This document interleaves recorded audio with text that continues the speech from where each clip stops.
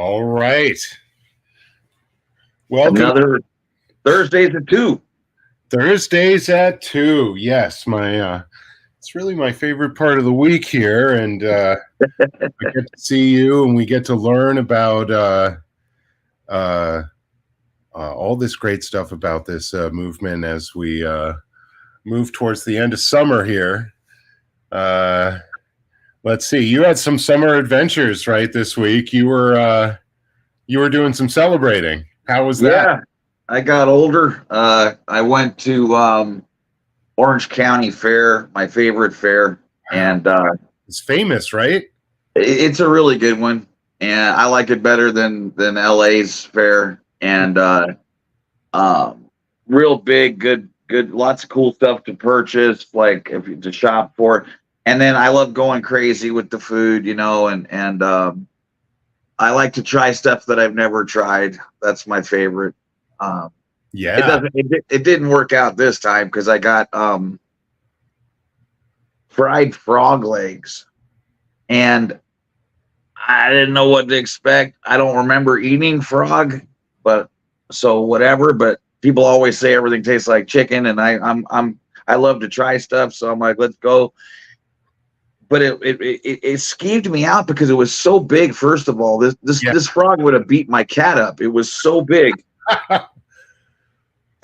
it was a little stringy, and it just, I don't know what happened, but I'm normally not that way, but I got skeeved out and was like,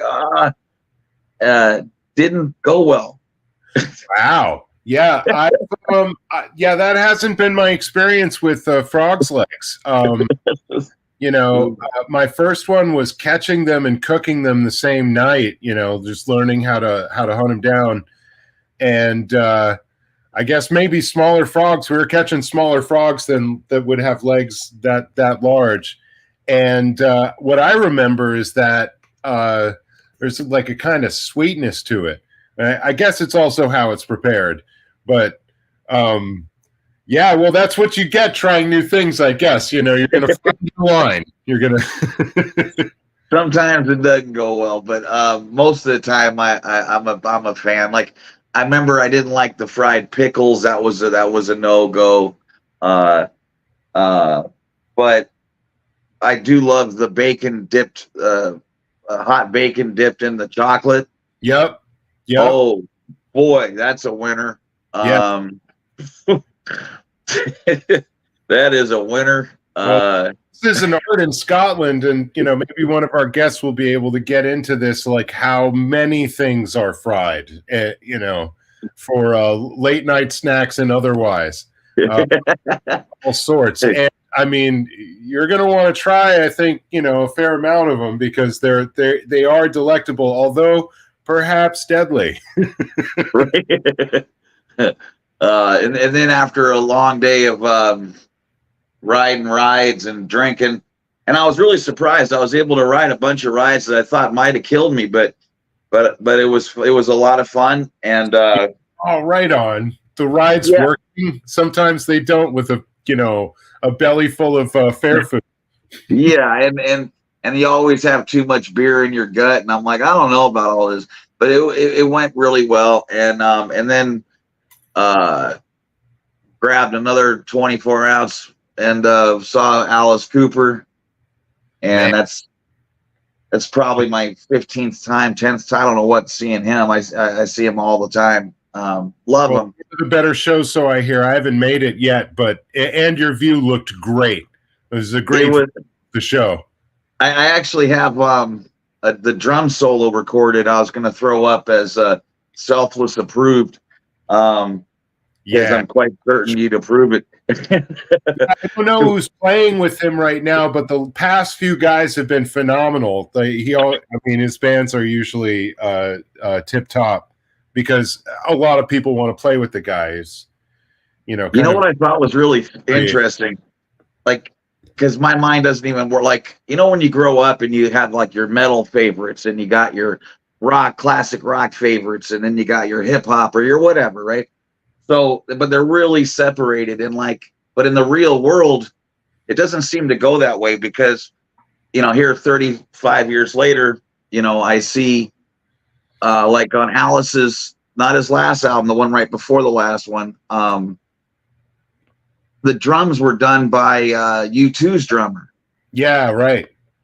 And I'm thinking, how interesting is that? That they met up, when Alice came to Dublin, he wanted to see the show, and then they got to talking. And I guess it's really easy to plan stuff when you're both billionaires and money has nothing to do with anything. Sure. So, like, I'm sure he got the minimum ass cap, whatever he had to get, but he probably donated it to the dog's shelter or whatever, and just played drums. Yeah, and took scale or whatever, right? Yeah, right. Yeah, like what he had to, and then but it was like whenever Alice was going to record, he was obviously fine with it, and then he came in, crushed it, and went home. But there's, like, I never would have thought that would have happened. Yeah, well, a lot of these players, well, especially God, what's his name? With the guy from U2. The drummer? Yeah, but a lot of these guys try to branch out into other kinds of session work. They've got their band and that's safe, but if they're really interested in the music side of it, they'll keep branching out. Mullen, right? I think is right. His name. Yeah, that's the bass player. Oh, it is the bass player? I'm pretty sure. Oh, no. That is Larry Mullen. Larry Mullen. Jr. Yeah. Okay, maybe I think you might be right on that. I went to Dublin and saw them, and I can't remember his name. Lord, but you saw them in there, like, on their home ground. That was really amazing. I was watching the show. We were partying before the show at the Rose Bowl, and we saw 2 nights in a row there, so it was just a super party. Sure. And then we were all tore up, about to go into the second night, and we said, wouldn't that be cool to see them at Croke Park, in Dublin? And wouldn't that be amazing? So that drunk talk, nonsense, stone drunk talk just usually goes nowhere. But for some reason, it hooked us. Right. And then we went, and then when we came back, like the next week, we saw them in San Diego with Beck opening, and that that was phenomenal. but I just think it's really amazing. Like some of these. I'm sure like on the Let's Dance album. Oh, right. David Bowie called up that awesomest guitar player ever for the Let's Dance song. Right. I just had it on the tip of my tongue. Stevie Ray Vaughan. I think is who plays guitar on the Let's Dance track. Oh, right. I thought that was just Niles himself, the guy that produced it. Le Chic, who produced those 2 records with David Bowie. Yeah, those chords. But it's the same. It's the same kind of stories you've heard, like where, like, what's that guy? The guy who sings Operator, Jim Croce, right?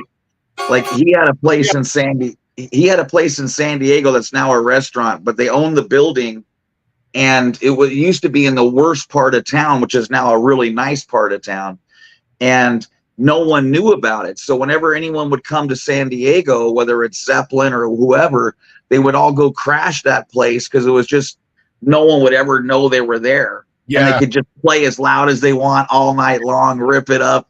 Yeah, and not be bothered by crazy fans. But you would hear stories like John Denver and Jimmy Page, and like you're like, what the fuck? Wow. But like anyone who's there, and it makes sense. Like, I mean, John Denver can't just listen to his own shit. He was probably, a huge Zeppelin fan for all we know. And like, as I've heard from people who knew him and like family members, met him or had dinner with him, and he is like what he looks like from all reports. He is, in fact, that nice and maybe nicer. Wow. And what I've found is, a lot of these guys just want to play. I mean, their fans or their publicists will kind of do the more fashion thing. They'll try to brand the band. The musicians are kind of more interested in music. And a lot of the really good ones have to be dragged into the branding. and convince this is the freaking way you've got to do it. And this is the single, and this is what we're going to push. Even if they don't like the song, like what happened to Warrant with Cherry Pie. Right. They didn't like the song, and that guy was always haunted by him only being known for that song. You know, to go right on that line of thinking, I was at a party in Hidden Hills with the guitar player Warrant that he threw at a house he was renting. Of course, they couldn't afford it. Right. But and it was on the Dog Eat Dog album, came after Cherry Pie, and it had just been recorded, but no one had heard it. And so he played it for us, just a few tracks. And though I liked it and it was actually really good, it was so not Warrant, right? Like, you know, it'd be like if Poison came out with a Neil Young opus. I mean, it might be good, but who the hell wants that? Right? Well, they all tried to make the change in the 90s. The change in the market, like, I mean, not just rockers, but hip hop as well. Like MC Hammer, after his failed second record, tried to like look real hard with his third Hammer. Like, too late, bro. With the gangster rap. Yeah, Too Legit to Quit was record 2. That didn't work. They got James Brown out of jail to do that track. Yeah, everybody tried to make that awkward transition, you know, even the crew, everybody, and it didn't go so great. You know, the only ones who survived it, this trips me out about the 90s, because what you just said is everybody hit the wall except Van Halen. Yeah. Had no problems. They cruised right through the 90s with nothing but #1 albums, didn't mean a damn thing. AC/DC didn't get any kind of heat or back nothing. You know, just a freight train selling out stadiums all over the world. You couldn't. And Metallica had no problems. You know, they were already so damn huge, it just didn't matter anymore. Rush, no problem. Well, Metallica also, they got huge before they had any radio support. MTV wouldn't play their stuff for albums and albums, and they were selling out stadiums without any of that. So once they got it, which was, the Black Album, they were always going to be an institution from that point on, like a mogul, which the rest of the metal world would have to get around to get their money. Basically, they were one of the hottest tickets out there, Van Halen, all these things. And basically, you get your audience to a point like that, and then you can kind of do more what you want to do, well, it's the Beatles formula. You do the I Want to Hold Your Hand records until you got your albums, you got your audience that's immovable, and then you can do your Rubber Soul and your Revolver all the way up to, How Crazy Abbey Road Got. And I think Radiohead did exactly the same thing. They did 2 records of hits, and then they're like, now we can do whatever the heck we want. And they got more and more and more experimental, and they're still experimental. I really miss bands that were huge just playing multiple nights. Like, I got to see Maiden play 2 out of 4 nights on the Live After Death record, at Long Beach Arena, and that's one of the greatest shows I've ever been to. But it was so fun. And like Metallica did 4 nights at the Forum for the Black Album. I went to 3 of those, and it was just it made a club out of the Forum, and it was such an amazing vibe. The police were like, fuck it, because everyone's got a joint and 2 beers. I mean, you just whatever, can arrest 20,000 people? No, probably not. So but then now it's the stadiums, and I'm not a fan of the stadium show 1/10 as much as the arena show for the sound and for everything else. Like even Motley Crue during Dr. Feelgood, they took the lights, they put the light green lights on the parking lot, so it was the color of the album. Exactly. Great. It's just sick, and like they would spend that extra money to make that arena show really special.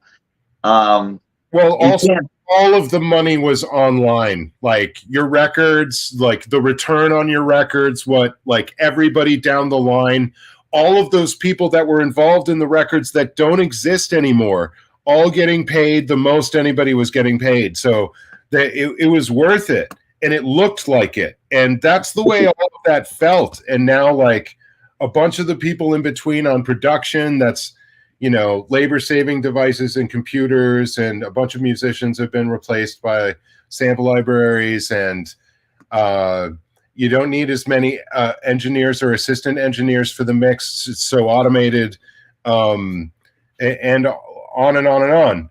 And the artists at this point, the return on records, like, you shouldn't even plan to make any money off of your records. You could make money off of your live gigs. I think that's what it's become since like the year 2000. Yeah. It's even though things are 4 times, you know, like, even if you make everything 4 times more expensive, I was looking at a bunch of tickets I have from Van Halen to you name it that are $17. You know, I paid $21 to see Dio, like, 5th row at the Last in Line tour. Almost ripped my brains out of my head. And just incredible shows. Guys, so even if you said it was $80 now, yeah, that's still a bargain, you know. And I just get sick of this $100 to park, $24 for a Modelo. It takes the fun out. $75 for a shirt. Now I find myself just not buying any of that crap. yes. And it's not as fun. Like, it's not even a matter of can you afford it. It's like saying, well, would you like to pay $300 for a cheeseburger? Like, not really. Yeah. And also, like, you all file in, you all file out. In stadium gigs, like, where's the vibe? Nowhere's Phil. Security up to 9. Yeah. So it's not really a party. It's a very sanitized version of those experiences. I mean, stadium shows used to be more wild. Not so much anymore, that they're all owned by banks and not individuals. The last crazy, it's amazing you say that. That's so true, because the last time I saw a stadium show that wasn't homogenized as hell, and I've been to 1,000 of them, was the Monsters of Rock tour that Van Halen headlined. Wow. And Scorpions were underneath them. And then it was Dokken, Metallica, and Kingdom Come. And crazy. I'll tell you something, and I've heard this from a lot of bands. Like, there's certain bands you don't want to go on after or before. No. Okay? Because they're just too awesome. Like, Metallica, Dokken went on after Metallica because they were a much larger band at that time. Right. Okay, they had a bunch of hits, already had a headlining stadium, headlining arena tour under their belt. And, you know, George Lynch was a monster, right? But Metallica destroyed the place. Yes. People were throwing their chairs, the fences went over, the whole place went upside down. And then here comes Dokken. It's like, dude, they needed Slayer to come on next. It was the hardest thing that was palatable. You know, the thrash metal thing, you know, that they were the best at it. I mean, you can like the others for flavor, but as far as being able to reach a wide audience immediately with that style of music is Metallica. And as Dave Mustaine made the next runner up and was Metallica, was a lot of their sound for the first record, and they used like multiples of his songs on other records. I think he's included. I think Megadeth is actually musically the best I've ever heard, but it's unfair because Metallica was for, you know, drunk kids, you know, working it out, getting it going. To be the like jazz of thrash metal. Dave, you know. I mean, but Dave was able to go get absolute contract killers to join the band. Totally. And that's not fair. You know, like, in other words, you know how people get, like, let's say my buddy's a decent drummer, and, you know, we can't pay him anything. We give him a tall boy, and that's it. And then we meet Selfless, right? And then you like our music. Well, he gets fucked because now you got the job, right? But that's natural and normal, and that's how these things work. But then when you got a little bit of money and you've got some clout and you got backing, you can go get the monsters. Yep. So Megadeth did not have one day, I mean, where it wasn't just absolute steroid fire sonically. Yeah, totally. You know? Yeah. And one of those guys is still there. Yeah. That's one of my absolute favorite acts. Incredible, the power, and the way he writes it. The stuff was so clever and so complicated. It was almost like if Dream Theater just went thrash or something, Yep. like. And he's owned a space where he knows Metallica can't go. And pretty much. Yeah, and really being kind of a jerk about it wonderfully. I think that's what we all like Dave for. Well, yeah. So, man, so you had this really good gig experience, and this was celebrating your birthday, right? Yeah, that was super fun.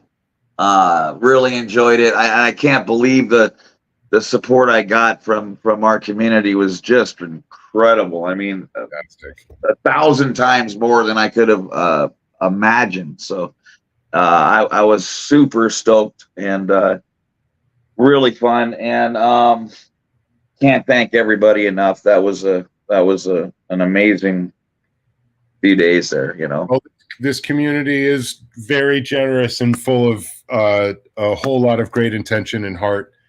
That's for sure. Absolutely. I found that over and over again.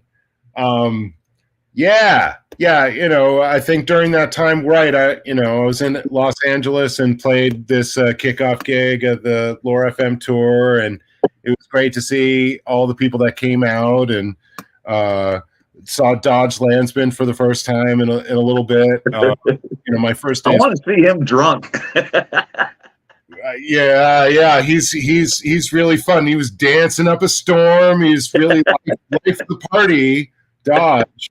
Not surprising. He's very charming. He's got a lot of information. He's doing great work for the community with his reporting. But yeah, I had my first days protesting in Chicago with Dodge. Not only is he all of those things, but he's pretty ding darn physically brave on the street on one of the most dangerous days that we've seen protesting, when the cops were completely against us and out in force, ready for violence. And he's got a horse tie, which is bitch. Yeah. Fantastic. Yeah, it was a great show. I think, we did well, good energy on stage. Tim and Eric did great. It was great to see them again. Tori Magoo showed up. That was nice. Really good to see Tori. It was great to see all the folk. I know I'm going to forget everybody, but yeah, my brain's a bit on fire. So my other news is that right before I left, I was served with a temporary restraining order that's connected to my protest work for against Scientology, and it's a bit. I can't say much more other than I have an appearance date next week to defend myself, and we'll see what happens. You have to go to LA next week? No. This is in Austin for my protest work here in Austin. Okay. I was going to freak out. I'm like, how does that work? No, I'm going to have to.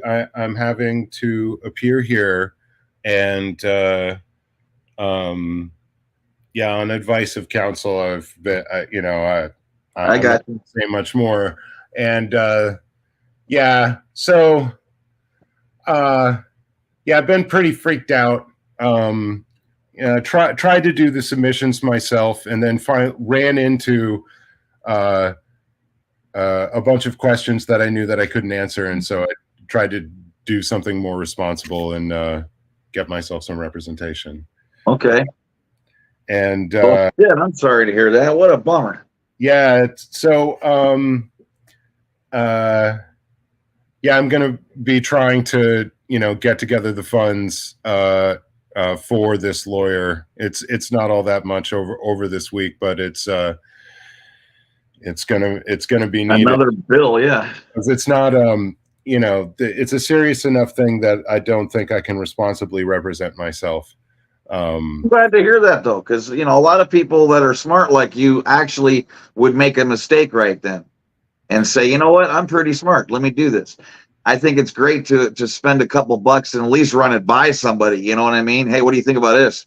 Yeah, and at the very least, and I received what I perceived to be the correct noises about this, and so yeah, I'm going to be doing some effort to scratch together something for this defense. As I don't know, it could be extensive. What we've seen previously in the other TRO affairs is delaying tactics and things that would extend the proceedings and expand the expense to somebody defending themselves from this. And so it was a sleepless night. Wow.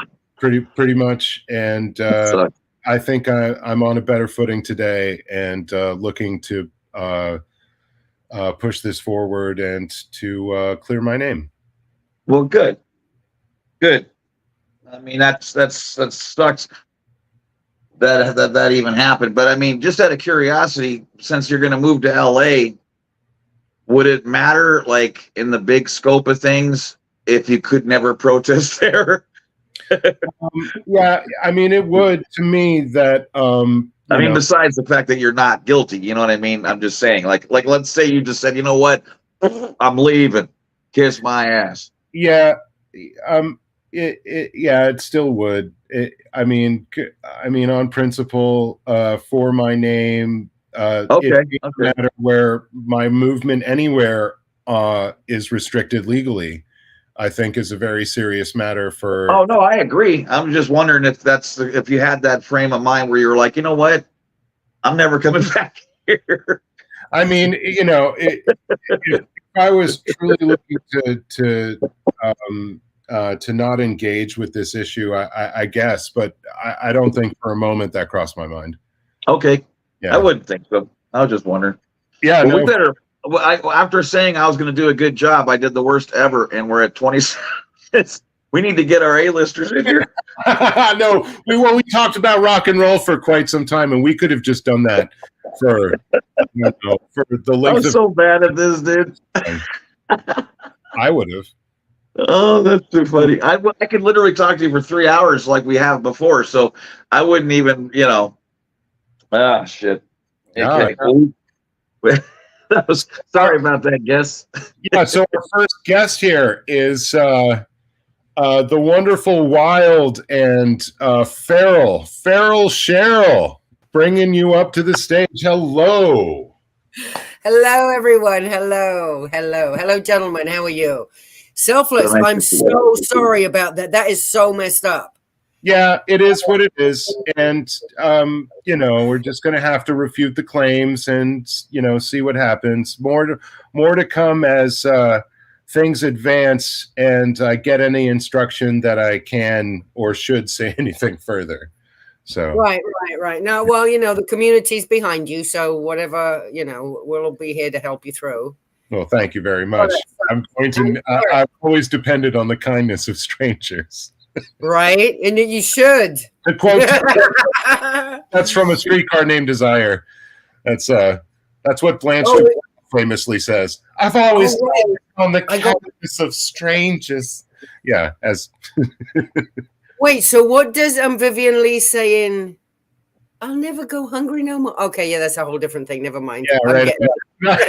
We firmly into the past there, but yeah. And Eric, you went to my favorite place on earth, the Orange County Fair. I miss it so much.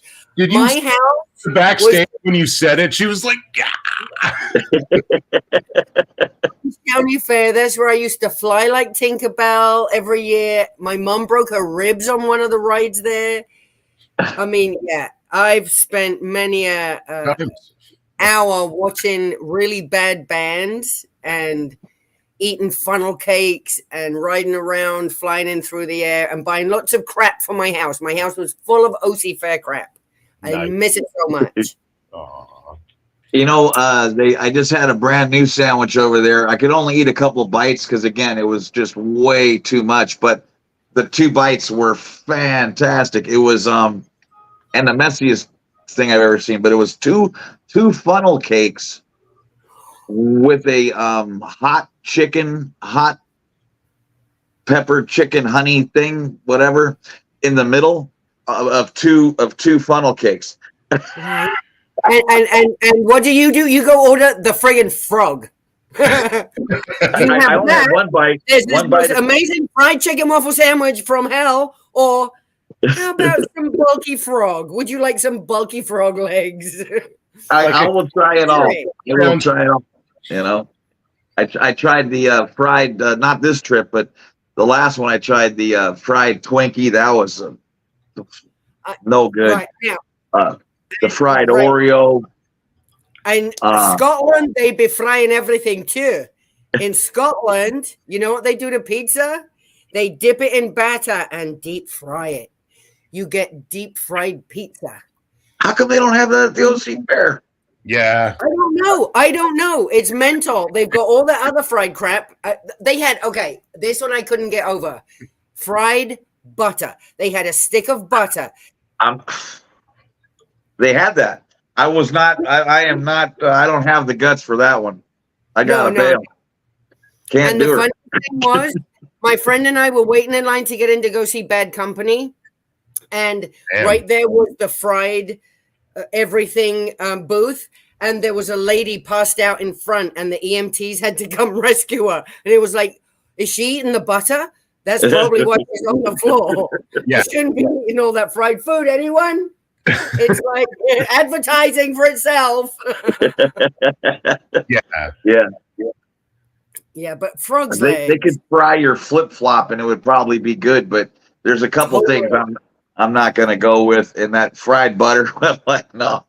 Just a stick of butter. They batter it and deep fry it. Like, who is eating that? Lord in heaven. But I miss that place. It is a fun place. I really love it there. So when are you moving back here? That's my question, because we need to hang out like 3 times a week, and it's going to be really difficult and expensive if you stay in Florida. Yeah, I know, bro. So we need to get the price of this apartment up. I got to put new floors in and stuff, and let's hope things balance out a bit that I can sell up and I eventually move back west, because, yeah, Florida, it's a particular kind of place. And I like the green too much. You can't grow it here. It's all moldy weed. Yeah. I need to go back home. I need to go back home where it's dry and you smell eucalyptus and the OC Fair. Well, I just loved walking around Blue with you. That was so much fun. And you're like, you have an amazing energy, and I love your courage. And you have this vivaciousness where it's not anywhere near overbearing. It's actually really fun and inclusive, which is weird. Yes. Although, yes, it does get on in a very good way. Yeah. And you're funny as hell. And I mean, I just love how you socked it to everybody. And I love how you were also, triggered like me. And so it makes me feel like I'm not the only crazy person, which is nice. Right. Well, that's why I wanted to meet you, because every time I hear you speak, it's like, oh, he's the male version of me on this planet in this dimension. Okay. So it's like, okay, I got to meet Eric. So of all people, I didn't get to meet Streets and Confident Chris, but I'm so grateful. Thank you, Eric, for wasting your day running around with me and my crazy cult water crew. I really do appreciate that. Thank you, Eric. It was wonderful. I wanted to meet you so bad and I started crying because you're the one human that totally really understands me. You say things that no one else has said that I feel about Scientology and growing up and just the whole bullshit, the trauma that it brings. And so, yeah, I'm just so grateful that I found, my twin on this planet. I really appreciate you. Thank you. I can't tell you how just it felt wonderful just being there with you, because it's like I always try to say to myself, okay, I'm gonna be in control of me, you know, get my shit right, let's go. And then like I think the security guard said one thing like hello to me, and I'm like, fuck you, you know, like I know. I lasted like 8 seconds before I was triggered. I'm like, fuck, man. Yeah. Right, and you actually did your TRs. I never did. Well, I was kind of forced to a little bit, but yeah. So no, I mean, But you were right there with me, and it was just wonderful because then you were letting them have it, and I'm like, I just felt good, like not to be the only triggered person. Right, my wingman. Exactly. No, to have that energy to bounce off of, because It's yeah, so cool. Yeah. And then you're my age too, which is really cool. So, and we do have so much in common. It's ridiculous. You know, but that was a great day, meeting Dusty and Jerry and and I got to see, I hadn't seen Jess or Streets, you know, for a while. I hadn't seen Leah and Danny for a while. So that was all really wonderful. I love that day. Yeah. Yeah, that was a fun day. It really was. I mean, we pissed them off a little. And one of them even jumped out at me to scare me, was playing with me. It was kind of funny. Like, they're like, oh, this chick's kind of fun. Well, let's give her a scare. You got me. Oh, I just lost the Satan. Yeah, it's I really wish you were here. It would be absolutely amazing. So hopefully eventually, well, if I get myself monetized, I might be able to come back a little more often. Yeah. That would be great. At least a way to start. So how close are you? What can we do? I'm surprised. Well, I've reached all the goals. Don't get me wrong, Selfless. I've reached all the steps. I just don't know what else to do. YouTube actually sent me an email from a guy like, hey, do you need help? So I'm going to get back to him and see if I can call someone, get someone on the phone and speak to a human. Walk you through it. Yeah. Is there a button I'm missing somewhere? Because I've gone through everything. I've done the tutorials and I'm like, what? Yeah, I was about to ask if you hadn't. Yeah, but still, it's good to have a human being there to walk you through the steps. If that's how you. Aaron said he'd help me, but I want to go over and bother him. He's always so freaking busy. I want to bother him with stupid little crap like that. If it was bigger, yeah, like I need a lawyer. But yeah, no, I'll get some help somewhere else. So someone sent me an email. They're like, bitch, move it. You should be monetized. Well, yeah, help me. Well, I mean, if I could be of any help, I went through the process. I'd help in lieu of anything else. Oh, okay. Well, I'll give you a call later if they don't answer. Because I think it's just a couple of steps, 1 or 2 things I need to do. And then if I start getting some money, I'll be able to do more. Now that I'm better too, and I've dealt with a lot of grown-up stuff since my dad passed, a lot of the legalities and things. Now we're just waiting on things to happen. Now I have time, so I'll be able to just sit down every day and say stupid stuff to the cameras, and hopefully people will like it. I like it. Absolutely. I mean, I'm certainly. I was an immediate fan, and my experience with you protesting on the street was very similar. The Austin org can be weird and hard in different ways. There's a lot of police interactions. Yes, and it was different. It was light. It was fun. It was, reminiscent of what I remember the beginnings of it being. The whole crew that came in for Pearl Fest brought in a whole lot of light. It was wonderful. Yeah, no, we couldn't wait to get there to help Pearl out. And just, basically meet everyone, Miss Kim and you, and just the beautiful chalktology artwork you guys do every day. And me so jealous because my back won't allow me to be down there on the floor for so long. And Hitzel and just everyone, meeting everyone. Right. It was, and you're right, it is it's a different vibe there. Yes. Totally different vibe in Austin. And the cops, they were a little more right. Yeah. Well, they started with armed security. My first day was, a security guard with a 9 on his hip, saying that he has police powers. So that's a little different. Yeah, I guess that's a Texas thing. Yeah, well, that's what Scientology had hired. So it was the footing that they were putting themselves on with the community. Right.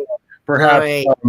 It's indicative of exactly how effective Pearl Snappy's protest is. Well, that's what I think it is. That woman just brought it all to like, oh, we got to do something here. Yeah. You bet. You bet. You know, another thing you do, Cheryl, that really stuck with me for days.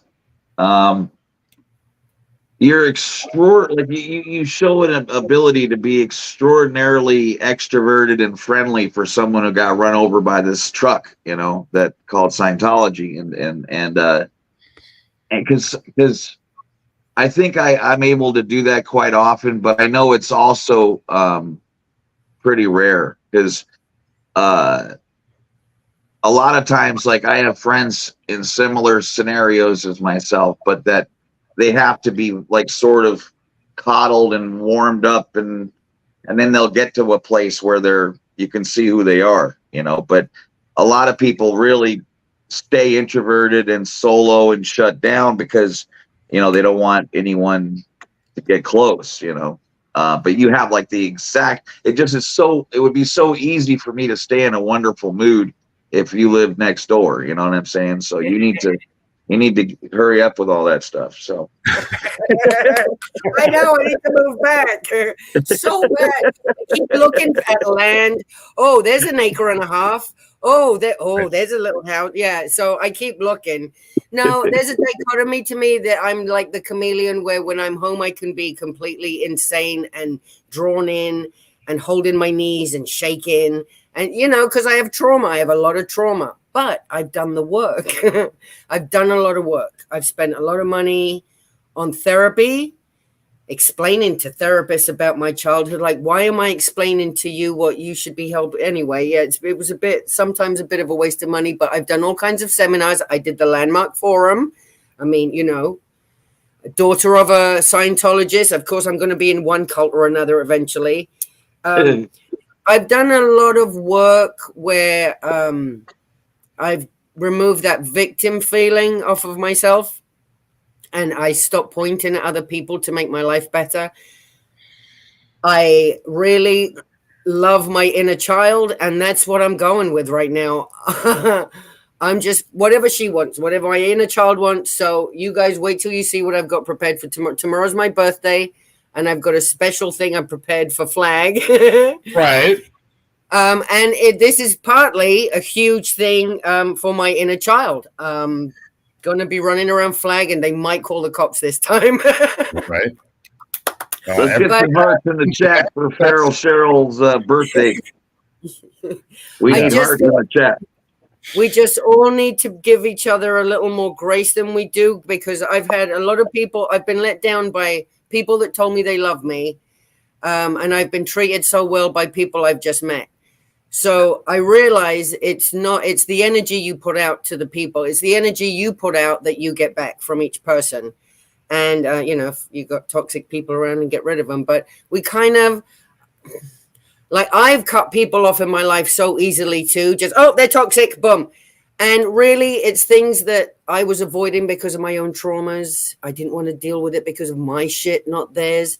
So I've lost friendships because of my own crap. And I try and give a lot of people grace, because we're all human and we all fuck up. It's so hard. Yeah. Just, you know, how bad is the fuck up? Is it, oh, I trod on your little toe, or did I set your granny's hair on fire? You know, you got to kind of weigh out the pros and cons of that. But I try to be kind. And I know I've always covered up trauma with giggles. That was how I grew up. I realized it was much easier to make my mom laugh, because she cried so easily. So I always did things to make her laugh. So that's basically how I get through life, is just being trying to make humor. You know, I turn trauma into humor. It's so obvious, but that's, if you know it, you see it. But thank you, Eric. I do try and be nice as possible. I think we need more nice humans, because we've got plenty of people that know the right way. Yeah, I feel like we have a this protesting has actually made me not feel like a victim, because I'm actually working every day to do something that OSA would rather me not do, you know, whether it's just building unity and putting shine on people that have none, or if it's me out there busting my ass, whatever the case is, it allows me to feel like I'm in control, and it's a really nice place, you know, versus what we were accustomed to. Tried to make sure that you could not possibly raise this kind of a defense against them. They tried to, and cults try to break nearly everyone around so that they're that dependent upon this system, and they can never leave. And once they do, they're not going to be able to attack back. And so you've done what they tried so hard to not be a possibility. You're both an inspiration so much for that. You're so strong for that. The one thing I do enjoy, though, is the angry part of me gets to scream out. That my inner child that's angry gets to scream out at people, at Scientologists, because I don't scream at people like that on the street normally. No. But a Scientologist, a Sea Org member, a whale, John Travolta, you're going to get yelled at. You're going to get yelled at if my gimbal's in my hand. That's what a demonstration is. You're demonstrating your displeasure at this, and like for the public, and as widely and as loudly perhaps as possible for effect. I'm loud. It's Sometimes so trippy I when myself. I've been able to see like Nora, Liz, you know, both Liz's, you know, Laura to you, to Serge, to like Aaron. So I've been able to see a few people now, right, and their reactions around blue. And it's so trippy to me that, like, even though we all went through a bunch of nonsense, like there's total different triggers for us. Yeah. And like, some people are friendly with the security, like, hey, how you doing, brother? You know, and I'm like, I look and they trigger me worse than anything there, because to me, they're there to keep people in, not to keep people out. They know where the IDs and the passports are.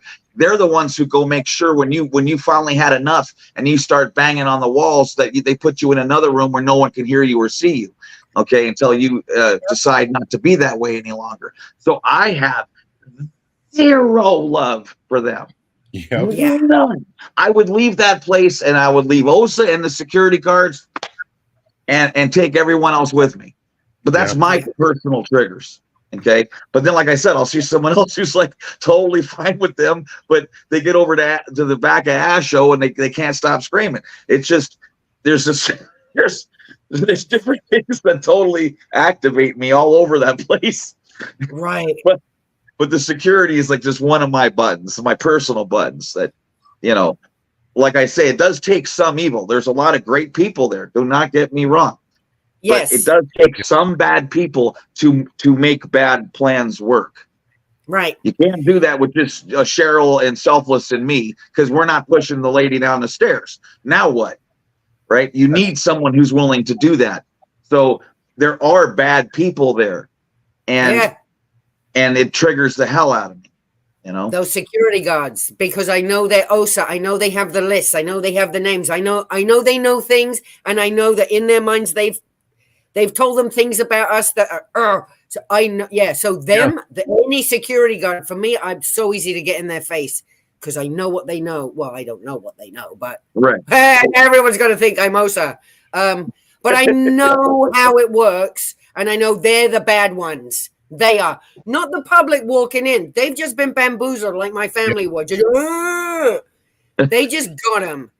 But the security guards, they're a whole different crew. A number of verbal and direct acts towards things to destroy people. Yes, to destroy, to hurt, to literally hurt humans. And I'm against that.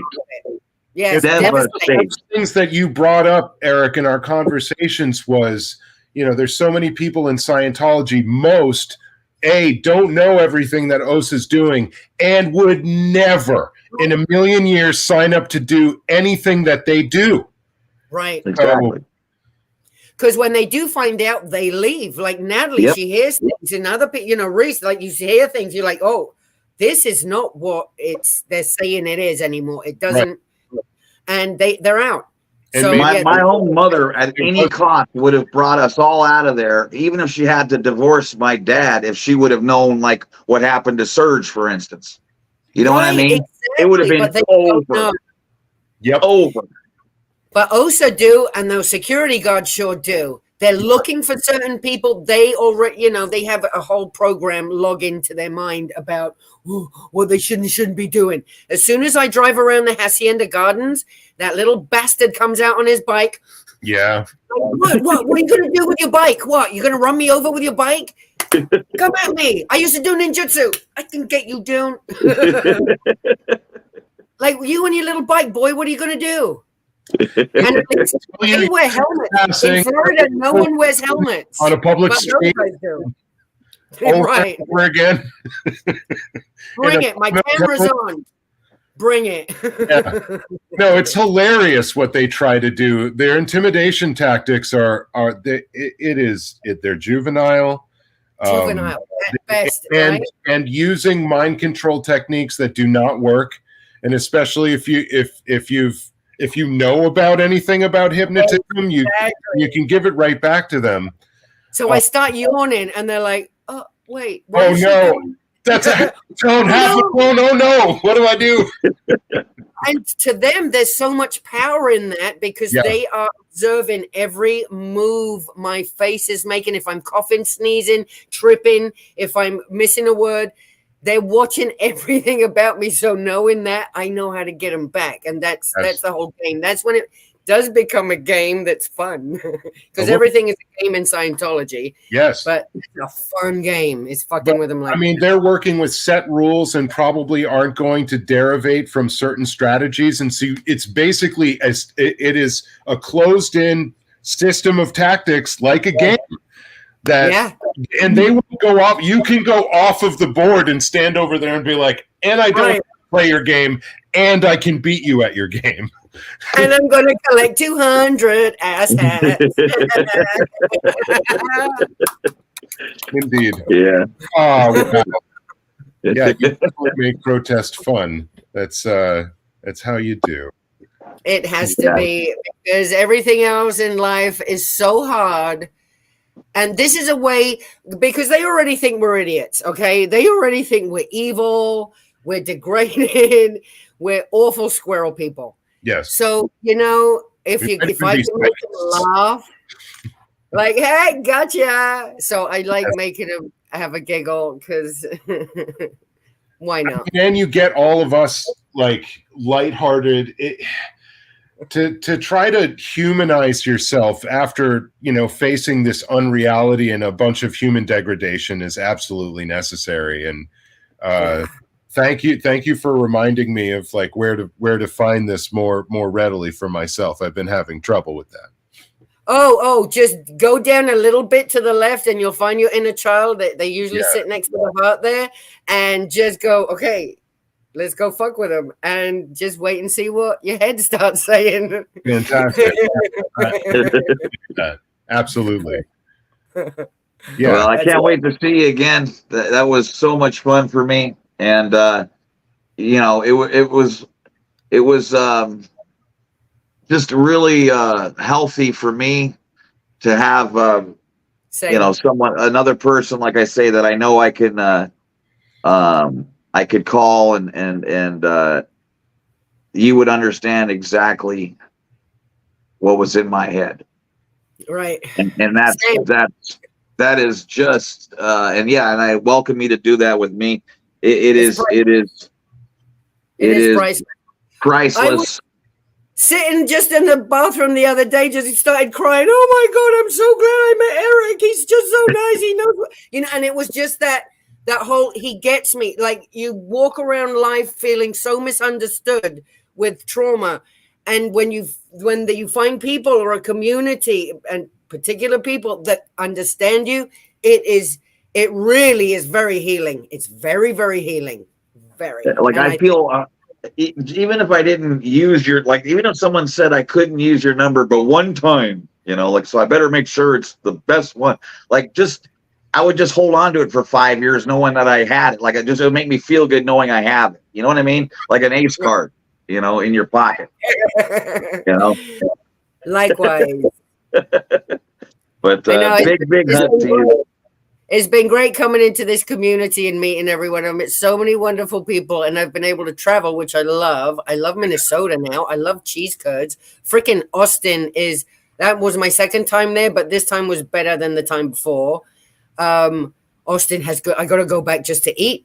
Yeah, there's so much more food. Exactly. A lot of restaurateurs, yes. And yeah, next time we'll make it even more fun. Yes, awesome. And then I need to go back to California just because I missed the Orange County Fair. Damn it. Okay, next year.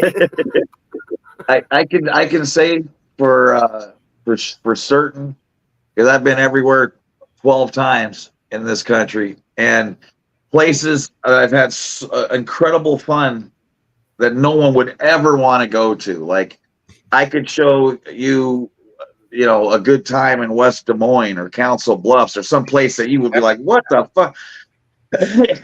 And show you things that you would not believe, people you could not believe how amazing that these people have the most fun you've ever heard. Like everyone in Council Bluffs in their backyard, they have one of those, like you ever been to an AM PM and they have that like 5 foot tall thing full of ice and all the Cokes in it and stuff, right?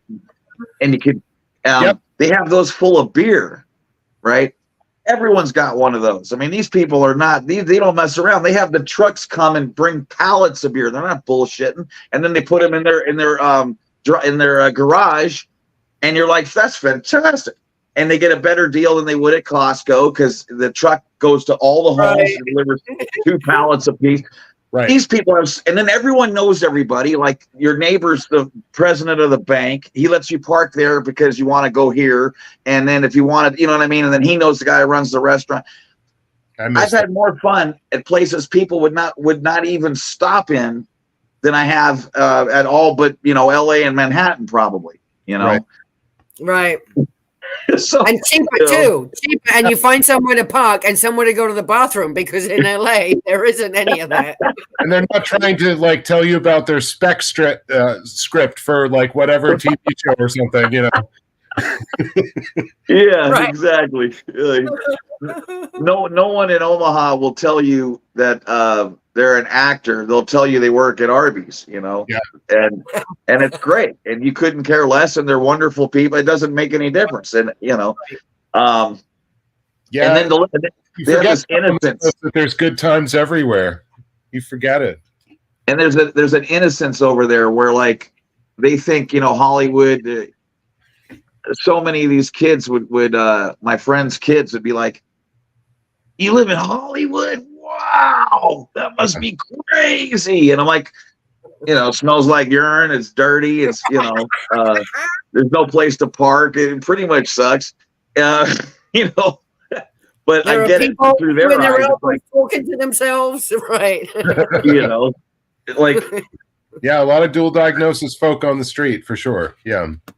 But I think what happens too is those people become so amazing because it's their personalities. It almost every day feels like Thanksgiving to me with my friends and that I've met all over the country, because you're there strictly to enjoy company and have some good eats, you know, and some cold ones. And it just doesn't get better than that. And you figure that out in life at some point, whether you're 25 or 55, you go, wait a second, this is as good as it gets. That's right. Yeah. People. It's like expensive add-ons and window dressing. Like this is this good. This is it. Yeah. Yeah. So there's something to be said. But yeah, I just I can't wait until I get to see you again. And this time I'm gonna the next time I see you, I wanna just bogart like an enormous amount of your time, you know. So absolutely, and I'm ready. I'm already looking at the tickets. No, that'll be great because I really do want to come back anyway and do some other stuff there. I miss it and see more people, but that would be great, Eric. I know. I can't wait to come back and give you another hug. That was wonderful. Oh, thank you so much. Not LA. Eric called dibs.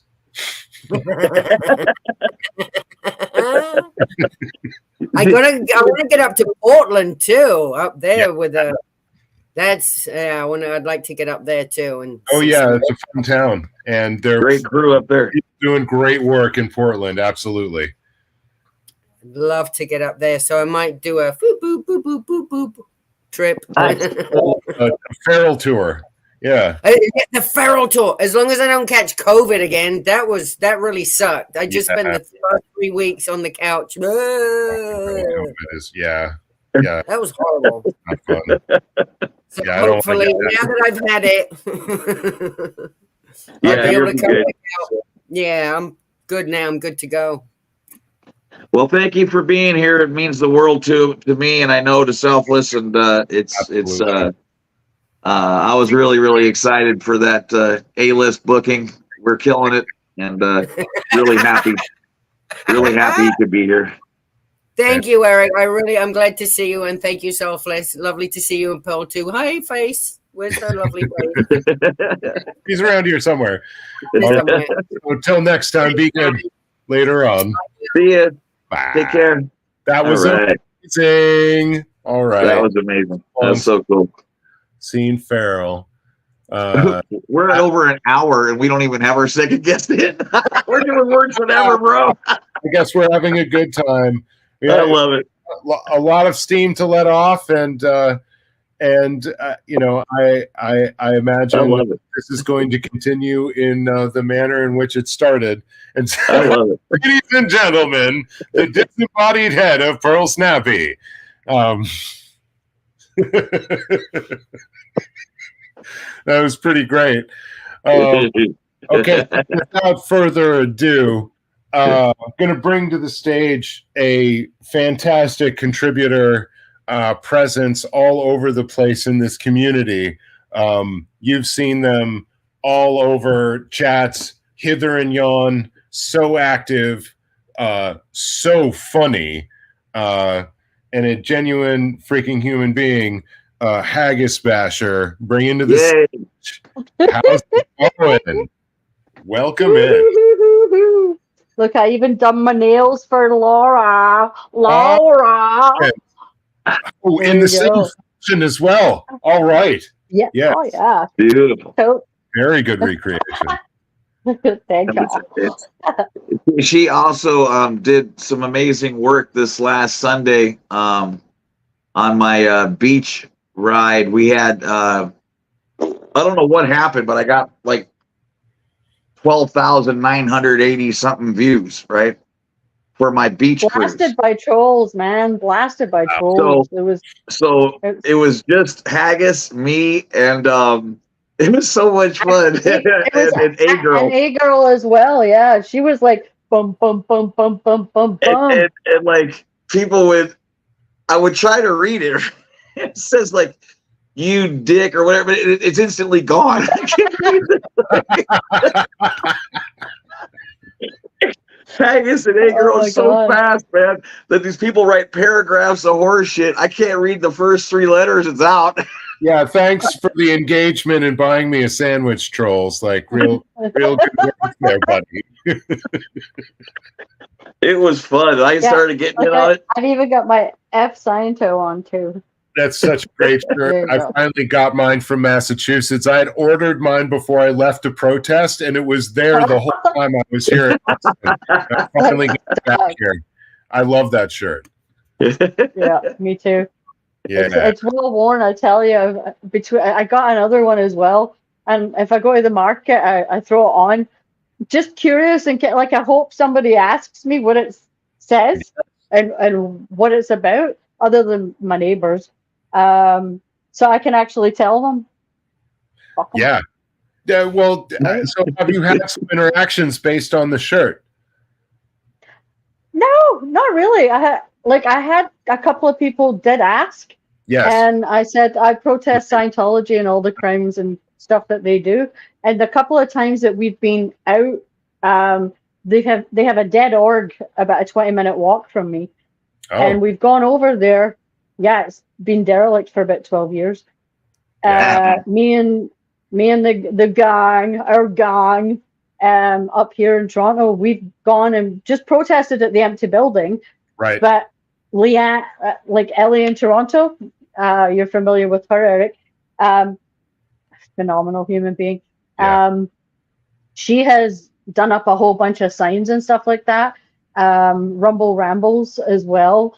And Dollarama is the best shop in the world because, you know, and we just put stuff up.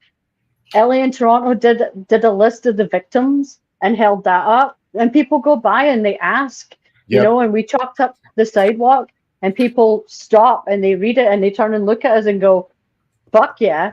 Yeah. Right. And they're like, and they assume because they're not in that building anymore that they're not here anymore. So we're like, oh no, they moved. They can't afford the rent, like the mortgage for this place. They were behind about $90,000 in property taxes because up here in Canada, they're not recognized as a church.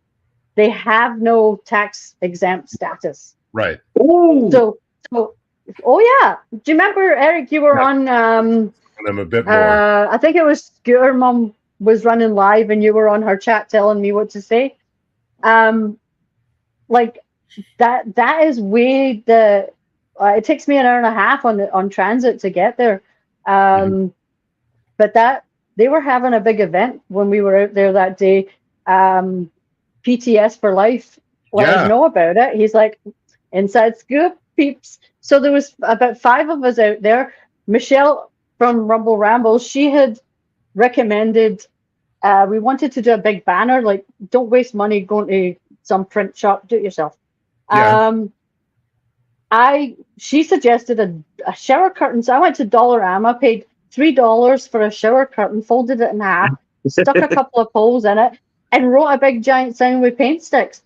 They retreated when we pulled that out because they were watching us from the very front of the org. There was 2 guys. We found out their names were Bob and Doug. If you know anything about Canadian humor or comedy, we used to have a Canadian Bob and Doug McKenzie. Right? So we found out through somebody in the live stream telling Matt that their names were Bob something and Doug something. So we started singing that, right? And they were just looking at us. They were taking photographs. They were making phone calls. The cops went by about 4 or 5 times.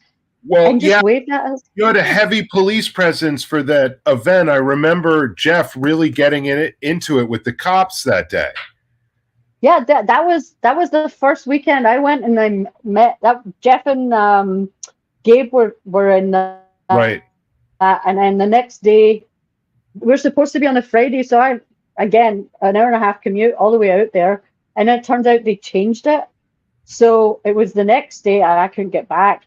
But that's when Phil and Willie came to their protest, and the cops sat there, and it was like, why? You've got a couple of grown adults with some posters and some chalk.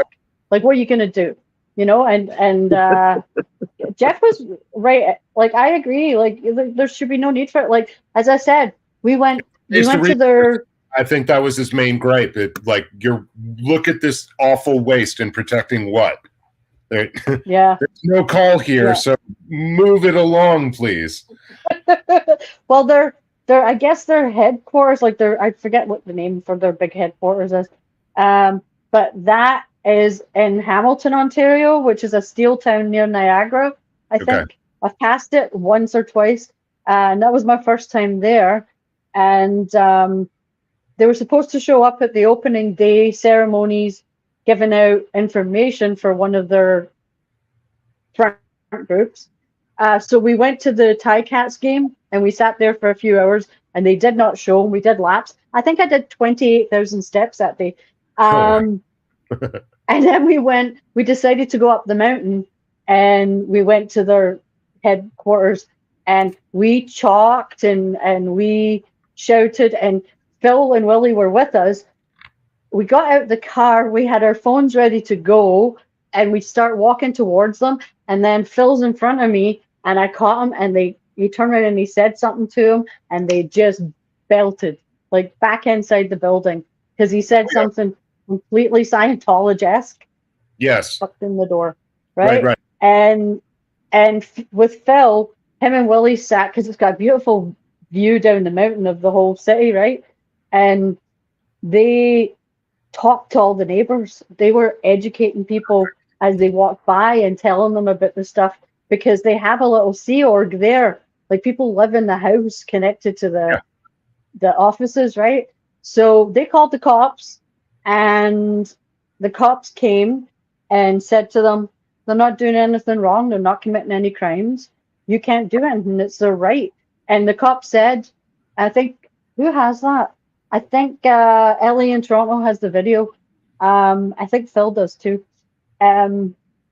He just said, do what you do. And it was his first time encountering it. So I don't think, they've only been there a couple of years, I believe. And he said it's the first time that it's actually happened. Like, nobody's gone up there before. So, and the neighbors, one of them walked by and said, I walk by and try and pray them away every day. I think I saw that lady. But is it up there? Because if they're not a church, they can't call the cops and say that you're disrupting the church service, right? Obviously, right? Nope, they can't. And you know what else we can do? We can bullhorn them, because it's not illegal here. You can't put posters on poles, but you can take a bullhorn out and yell. Yeah, Leanne pulled her bullhorn out and passed it to me and said, Sandra. And I was like, and then within seconds we were singing on it, and you were telling me things to say, and yeah, it was great. Yeah, we can totally bullhorn them, and there's nothing they can do about it. Absolutely fuck all. Yeah. Like I said, the cops went by and just gave us a wave. The bus drivers, like, it's a really busy bus route, and every single bus driver honks. Like, usually Scooter's got a honk sign tied to her wheelchair. So while she's filming the front door, the buses are getting this, and they're honking every time they go by, and they hate it. Like, with like they were having their hot dog water party, Pearl. And in a little tent in the parking lot, and they I think Matt and Leanne saw what they were eating. They got like a quarter piece of corn and a hot dog or something like that. This big event. Yeah. They've got a corn cob into fourths.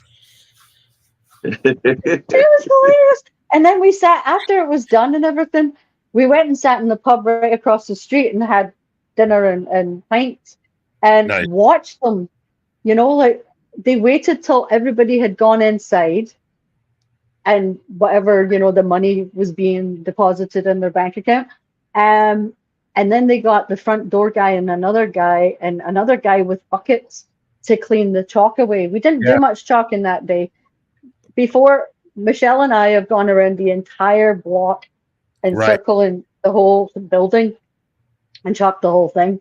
And one day we went, and we just went early Saturday morning and just surprised them. Hello, we're here. Yes. And we chalked it all, and then we went to get something to eat. And when we came back, they had already cleaned it. Like, they'd already wiped it all away. So I'm standing at the bus waiting, and I just started doing it again at the top of the street. And then I did it on the other side of the street too. So anybody walking by would be able to read it. Didn't matter what way we were going. And they didn't even know it was there. So it probably got washed away by the rain. Totally. I remember, Eric, when you started going further afield, one of your first kind of pivots off of being right on blue, you're going further afield, leaving these messages where either they would look absolutely ridiculous, like with a bucket out there in front of somebody's home business on the sidewalk, washing off chalk, or they'd never see it and it would just stay. Either way, double win. So I remember picking up that tactic from you and going further afield from the Austin one as well, and found that to be really effective. I love that. I love that you and David mismanaged to do that. I think that's fantastic. Yeah, I really enjoy it, because I'm seeing, even though I haven't gone out now in a few weeks, I still see the 6 different blocks that I went nuts on for about 3 miles, and it's just I did such a complete job.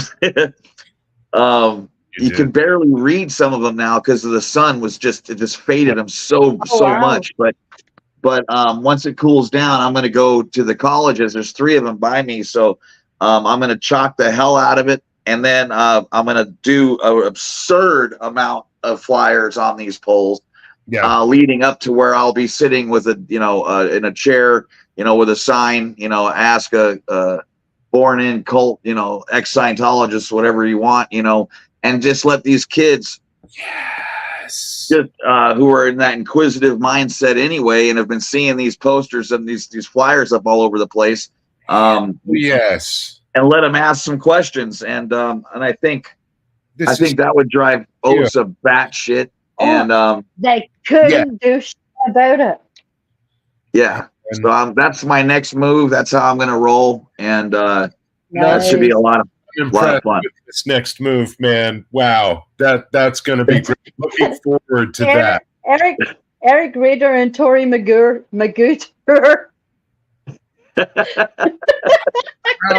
To explain to the kids, absolutely. However it is, but that would be really effective. So if they have a question, I'll be happy to answer it. And it's like, it's going to be really helpful. I know Miss Manage is going to come with me on a couple, but it really will help if I have somebody. Because one thing I know from working in booths at beauty shows, even if we have a 50-foot booth, you need somebody every couple shoulders away just to keep people's attention who want to ask something, but otherwise wouldn't wait till I'm done with this guy. So there's could be some flyers there they could read. We could have those brochures out, and they could take whatever they like and check it out and leave, or they could even ask that person some stuff while they're waiting to ask me some stuff. But it really, it's 1,000 times more manageable with 2 people than with 1. That's a fact. So if you're talking to people, somebody else to line them up and run in interference and keep it running. Just to say, hey, how you doing? Nice to see you. And then here, check this out, check that out. And everyone I've ever protested with can probably answer 9 out of the 10 questions I'll ever be asked anyway. But it's just, I think it's gonna, I think it'll lead to some really good content. And that's what I'm hoping for. And then I'm going to spend all the rest of my time trying to rehab the survivors and just even the never ends who are protesting, who it takes so much guts to start this, just to start doing it. And all I needed was a little excuse, and I'd have been done with this shit a weekend. Okay. But because of everybody, just rallied around me, I was able to just keep that energy and keep going. But there's a lot of people on sptv.space right now that have, their last stream had, 8 views, and they got 107 subscribers. And it's just without knowing, hey, we got you. Like, we don't want to lose those guys. We need those guys to farm the empathy to keep this growing and go wider and wider and wider, where it literally will take off on its own at some point. Listen, Eric, I mean, I knew for decades about Scientology. And then when we immigrated to Canada, the org, like I said, that's just up the street from me, was at the time, my favorite pub was across the street. So we had to pass it all the time. And they're always like, would you like it? I'm like, you're a fucking cult. Fuck off. Right. And never thought, and then I started educating myself, finding out more about them. And then that's how I ended up finding people, because I was always on YouTube looking for documentaries, on the BBC somewhere, looking for documentaries about it. Like, I've already seen John Sweeney and I'd already seen Louis Theroux, and I was trying to find other stuff. And I found Natalie, and then through Natalie, she's talking about this chick in Austin that's screaming out her lungs. And so when I saw her out there not giving a fuck, giving them shit, then I have to admit, when I saw everybody in LA giving it to them, and there was feck all they could do about it, except send envelopes of pictures and threats of prison time. Well, you know, bunch of assholes. That got us out. Yeah, that's what got us. You know, watching, like, I think Eric, you came out at Easter, if I'm not mistaken, right? Yeah, that was my first You day. just approached these guys and started. I could hear your little voice in the background, and I thought, fuck, look, it's doing something. It's bringing people out, and you'll hear more and more stories. And then when they were doing I think it was, it wasn't Easter. I think it was March or something like that. There was a couple came in, and they used to be in the Sea Org, and they came down and they were protesting down outside the parking garage. And I was just like, this is phenomenal. And you know what? Feral Cheryl's one of my favorites. Like it's like she says, her trauma is her humor. Like she shines. She absolutely shines. And I watched her videos when she was telling a story about her dad, and I was just like, how in the actual fuck do you walk away from an entire family?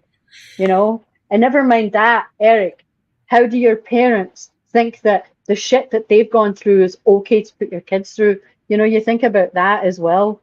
And it breaks my heart. Like when Wendy saw that man come out with his 3 kids out the back door, and one of them was probably about 4, you know? Yeah, you see this so much in Austin, just like bringing in carts of kids, double strollers. It's some of the hardest stuff to see people at the very beginning of going through this manipulation program and losing a fair portion of their life. It's heartbreaking. I can't understand how people who live on the outside of it, right? What your public Scientology, right? I don't understand how the ones with jobs can't access information about Scientology at their work, because chances are they have regular jobs like everybody else. You know, they have even if they're locked up on their internet at home through, you know. What happens when you get caught? You know, you get sex checked within an inch of your life and perhaps declared suppressive, and then you lose everything. Right. And don't forget, like, it's really, you ask anyone who was in, right?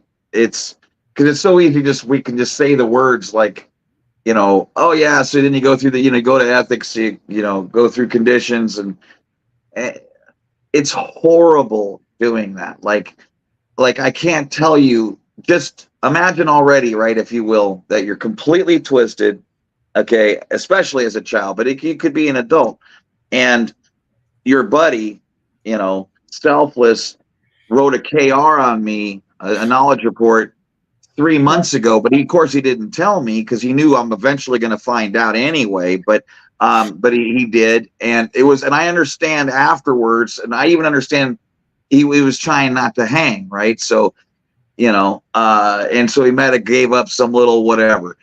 And now I go to ethics later, okay, and let's say I'm in liability. I end up having to go to Selfless and have to get him to sign my sheet saying, because I need 51% of people to allow me back in this piece of crap. Oh yeah. I'm supposed to be saying, hey, Selfless, thanks for ratting me out, bro. That was awesome. Thank you for doing that, because now I'm a stronger, better person. Yes. Right, and I really appreciate you stabbing me like that and leaving the knife right the fuck between my shoulder blades. That was nice of you. And can you sign this so I can be back in this piece of shit? Such the worst. And you get to pay for it. You pay money to go have a horrible time. Totally. Yeah. Well, hundreds of thousands of dollars to have nothing at the end. That's all money. So like like if you're sec checked, if they have to bring you in, that's money. Yeah. Damn right. Yeah. So I went grocery shopping. You the whole way, every step. But see, here's the genius. Like I always say, you got to give them some credit where it's due. For an evil plan, what I thought was the most genius part of their entire plan, really, if you think about it, is that they is how they hide behind being a church, right? So like whatever Selfless says to me in session, he knows can't get out, right? Because we have that privilege that the religion gives us. So he doesn't have to worry about the cops hearing about how he killed 6 Indians or whatever, right? So what happens is there'll be let's say he was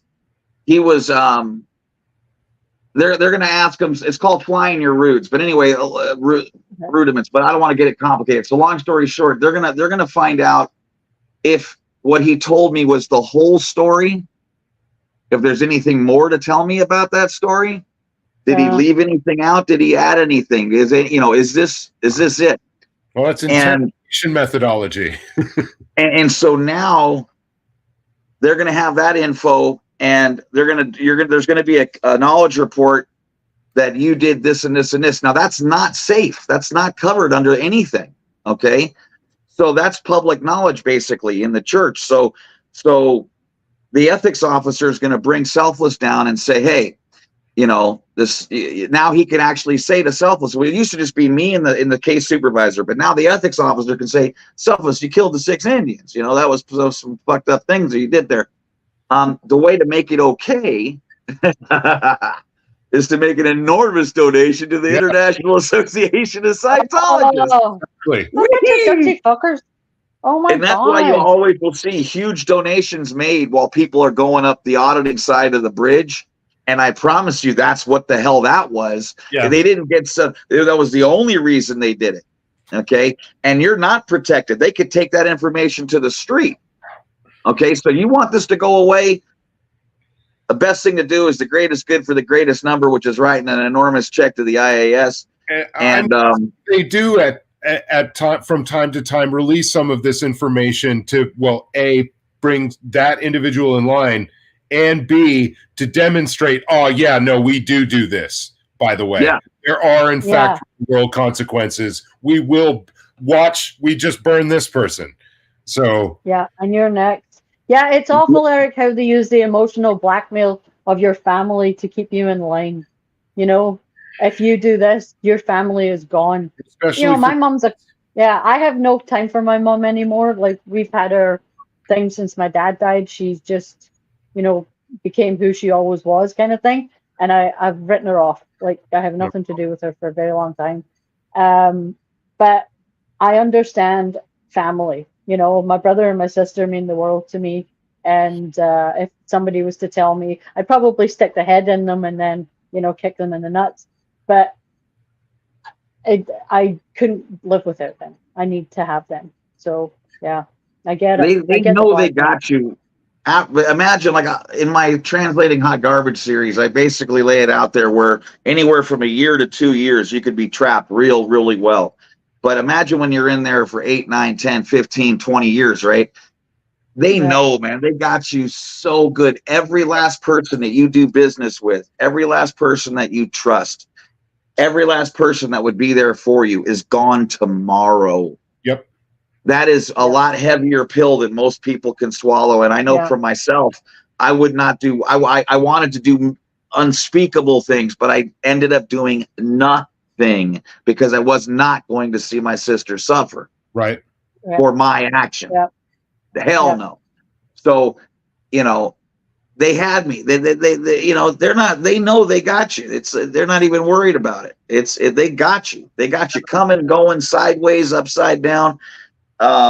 It's not because anyone's a dummy or a coward. It's because they love their family. Right. Yeah. That's how they, like you just said. That's how they get you. I'm just thinking those terrible things. Perhaps those are coming later on. Like not as a kid, but once you realized the trap that you were in and you were thinking about maybe things that you could do, but your sister. But I was scared to death of losing my family at 13. Okay. Right. Totally. I was scared to death. I'm like, if I say one damn thing wrong, if I was ever truthful with anyone, I would have lost them in my mind for sure. Yeah. Because that's when you started to fear be aware that they had that leverage on you by your family at 13. Mm-hmm. So, wow, that must have been tough. Think about it. There's no one to go to. No. You can never speak. Like I said, my best friend in the world, who we're still best friends today. I told him everything that ever happened to me in my life, and I never told him shit about Scientology. Wow. That's how fearful I was. Yeah. So I think about, you grew up in it, right? Yeah. You knew nothing else. That's what you thought the rest of the world was functioning like. I don't understand grown adults who are new to it. I think it's clear. You go clear first, and then you start going, right? Well, no, there's a lot to do before you go clear, but then OT levels are above that. Yeah. Yeah. Okay. So I try to wonder, as an adult going into it, where do you realize that you're fucked and that these people are a scam? Too and late. You're too deep, right? It's you're that you realize too late, because all of these cults, the first layers are like self-help, kind of just like getting your house in order, stuff that like maybe you were avoiding, but it's all stuff that you can get in the self-help aisle. And that's this one, that's Nexium, that's Est, that's Landmark, that's like Transcendental Meditation. It's all of them do the same thing. And then what a psychological mechanism known as the sunk cost fallacy, which is also what keeps you pulling the handle on a slot machine, where you're chasing, throwing good money after bad, or the other way around. Where they have you, where you're thinking, I've already done, say, like you've been in 8 years, like you were saying before, Eric, I've already done this 8 years. I've lived all of my life through this. All of my reputation is connected to this. This can't be wrong. It can't possibly be wrong. And you'll do everything to defend that position, because you've spent so much. And like the loss of all of what you've just spent, the sunk cost, will keep you from even questioning it. Yeah. And as you're an adult, Haggus, what the Selfless just said is absolutely perfect. What was so brutal about being a child in there also saved me. The other side of that coin was, I saw things so black and white that they weren't able to snow me, and I was able to sniff out bullshit and be like, why is this guy, why is he this way, and why is this guy that way, and what is he, and it was easy for me because I didn't, a lot of people, most people when I was in, you either, you have money or you're not part of Scientology. There's no poor Scientologists, okay? Yeah. Like my family made decent money. That's why we could do it, right? So, but most people would take the easy route because training is such a mind F. They do a couple of courses and they're like, yeah, F that. So they would just pay for training. They would just buy a couple $100,000 worth of intensives, and instead of $12,000, instead of $1,000 an hour, you knock it down to $600 an hour or something, right? Okay. And they would just sit there and hold the cans and go up the bridge, right? The thing is, then you really are going to get snowed. But since I was co-auditing everything, okay, I knew all the end phenomenons that were supposed to be reached and how we're supposed to get there and what needs to occur for us to get there. So I was able to bullshit my way through this. Yeah. I would not have been able to navigate that had I just been holding cans and didn't ever train. I wouldn't have had any idea. Yeah, you knew the back of it, the desire you're the worst kind. Yeah, you're the worst kind of Scientologist because you are curious about the other bullshit. You're not just curious about Scientology. You're curious about why the hell are you doing this? Like you ask questions. Oh my God, did you ask questions? Did you ask questions in Scientology? You get slapped down so fast that you wouldn't learn. You learn just the same speed as if you were in the mafia. You just keep your mouth shut and keep going straight. And that's the way to rock it. And, especially and think about this, if you're really scared, right, and fearful and anxious, and there's nowhere to go, it starts becoming a really sensible thing to, like, you just realize for self-preservation that this is not a fight you can win. Right. But So it no longer, you don't even let it mess with you anymore. But again, like someone like my mom, you know, so invested that mentally and financially and everything else, that it took her really, I mean, you know, I don't care who you are, you're going to have to call some bullshit on clear because they oversold it, right? Yep. So everyone who went clear knows they don't have perfect memory. They still get sick, all kinds of shit. So, but they would always say it's an ethics issue and the tech won't go in if the ethics are out, blah, blah, blah, blah, blah. So they always got the scam working. But when my mom went through, it was just like Leah. Like when I saw Leah and her mom, I was like, holy shit, I bet that's everybody, because that was my mom and my sister. Exactly the same as Leah and her mom. Exactly. My sister was OT7, but you can't, if you're OT, you can't talk to another OT about OT shit. How I can't believe that ever was. How do husbands and wives have a conversation? But like I understand, Scientology. Wives who are on different OT levels can't speak to each other about OT levels. Is that the question? Exactly. Well, here's what's so trippy. Okay, they always had me and everyone else scared shit. Like if I would have seen a briefcase and it said Wall of Fire or whatever OT3, and like I would never have looked at it, never, because I thought for sure I was going to die if I saw it. Right. So I was like, oh, no way.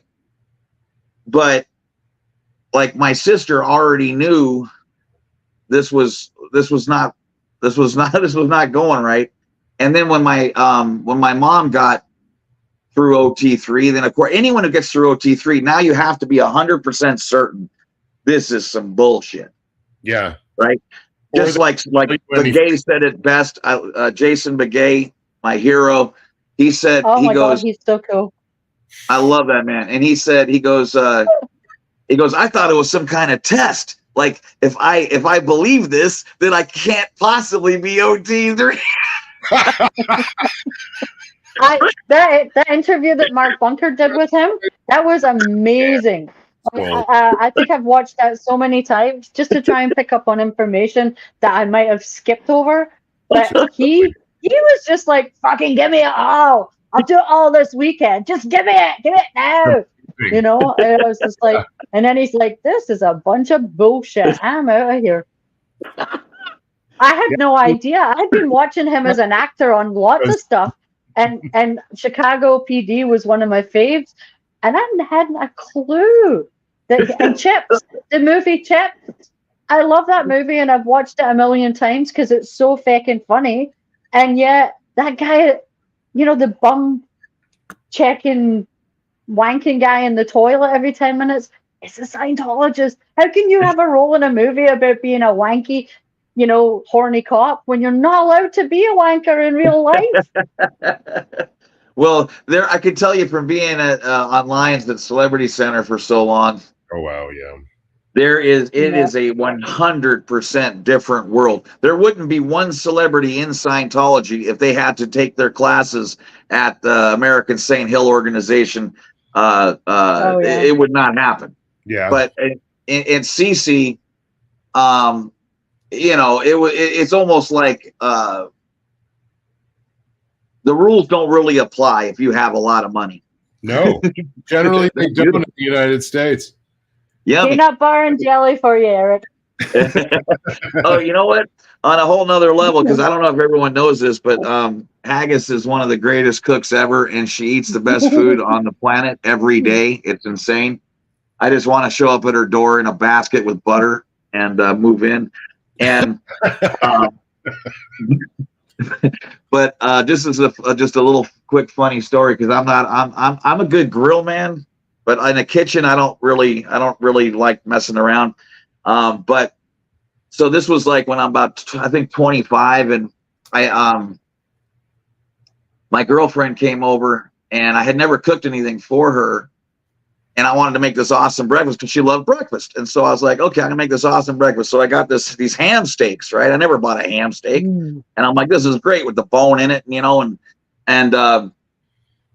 I just knew from all the cooking shows I'd seen that you have to add salt and pepper to everything, right? So I got this ham in there, and I'm putting salt and pepper on it. Okay, yeah. I had no idea. I nailed the omelet right. I got the toast. Everything's doing good. And I gave it to her, and I was so proud because it looked boss as hell, right? I'm like, man, I just stormed this thing.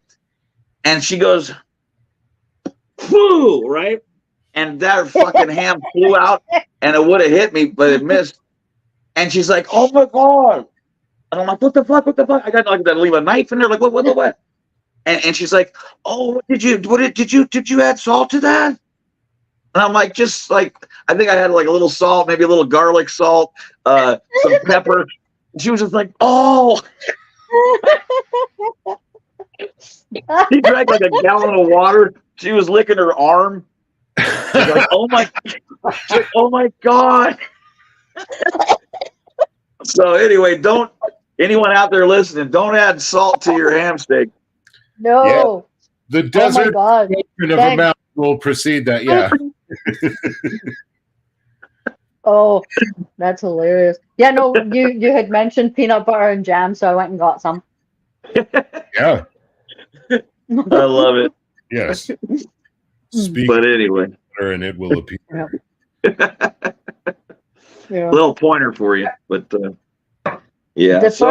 Anyway. In my life, Eric, I don't think I had ever encountered a Scientologist. I'd met a Jehovah's Witness. I've met a Seventh-day Adventist. I went to school with some Mormon kids.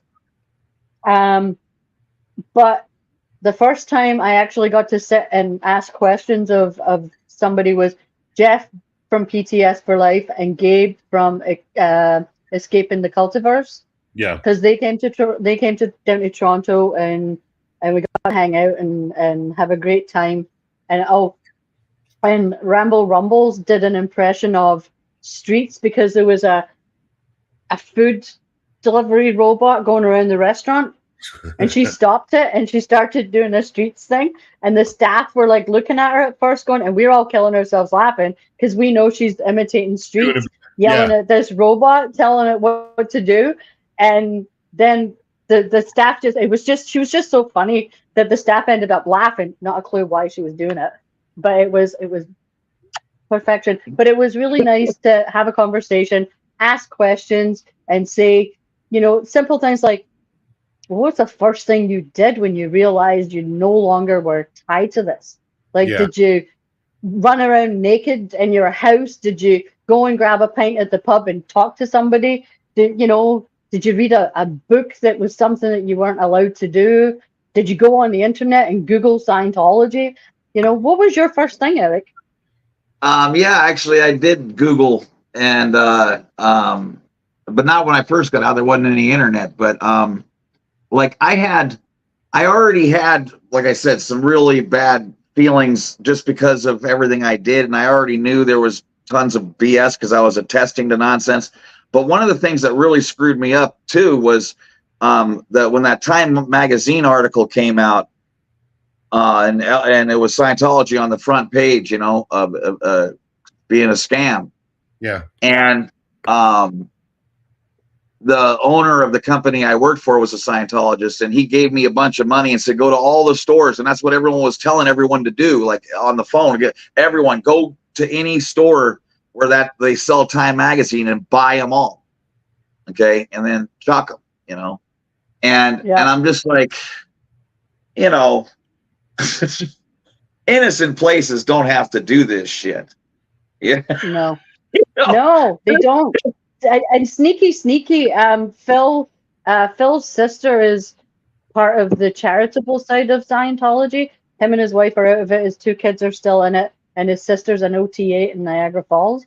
So we found out that they did a post on something that they were going in, and they were going into all the major banks, doctors' offices, walk-in clinics, Staples, and just leaving a box of their the truth about drugs posters, right?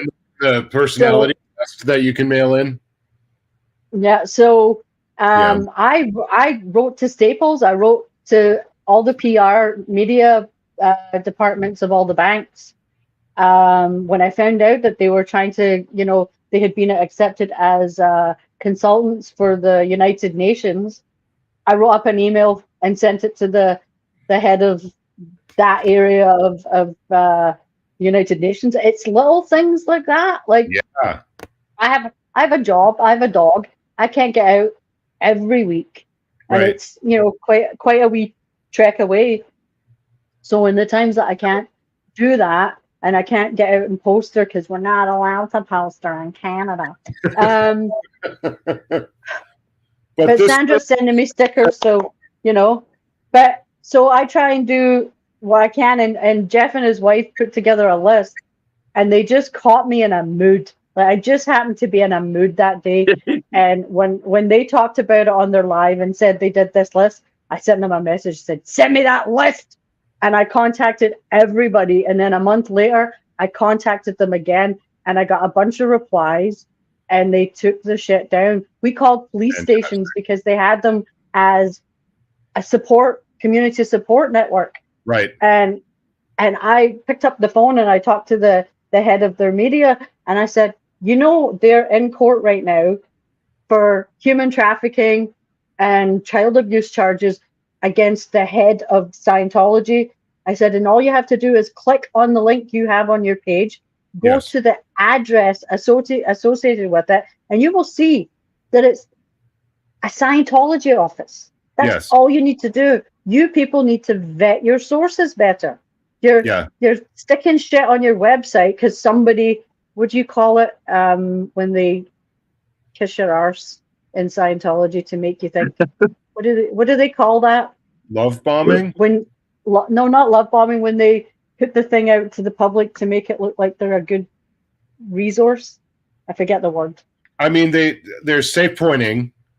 Safe pointing, that's it. Yeah. So they've gone around, safe pointed a bunch of local communities and police stations. Their narrative out first that it's positive, and that will be the one that people will most remember if there's anything to refute it. Yeah. And Jeff did a lot of research into them, and he discovered the science. Like their information is negating the truth. So it's not the truth about the drugs; it's the truth about the way Scientology views drugs, because everything they're saying is an absolute lie.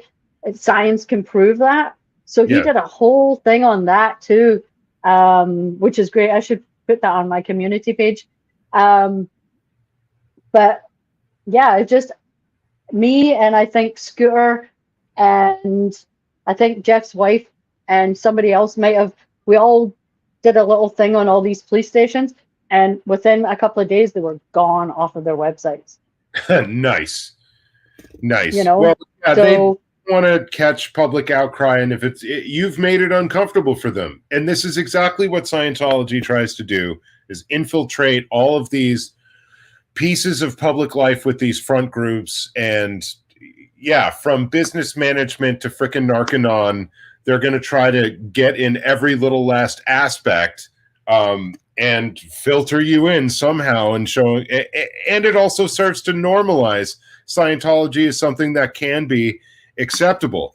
Now, I think Narcanon specifically should be, it should be just be outright banned, because they're proposing to do detox with people on opioids, benzodiazepines, and alcohol, where it's been established by medical science that those are the three types of compound where you need medical intervention, because people can die, and they do regularly, coming off of those drugs.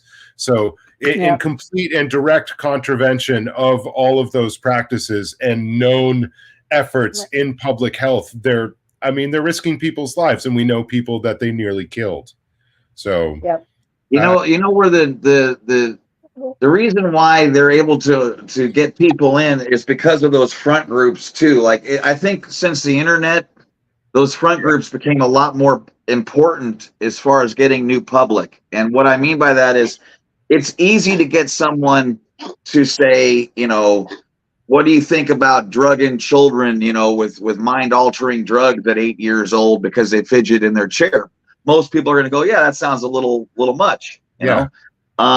And so you start with little tiny things like that, and that's how like CCHR would start you. They're not going to start to go psychiatry, right? To the building on Sunset.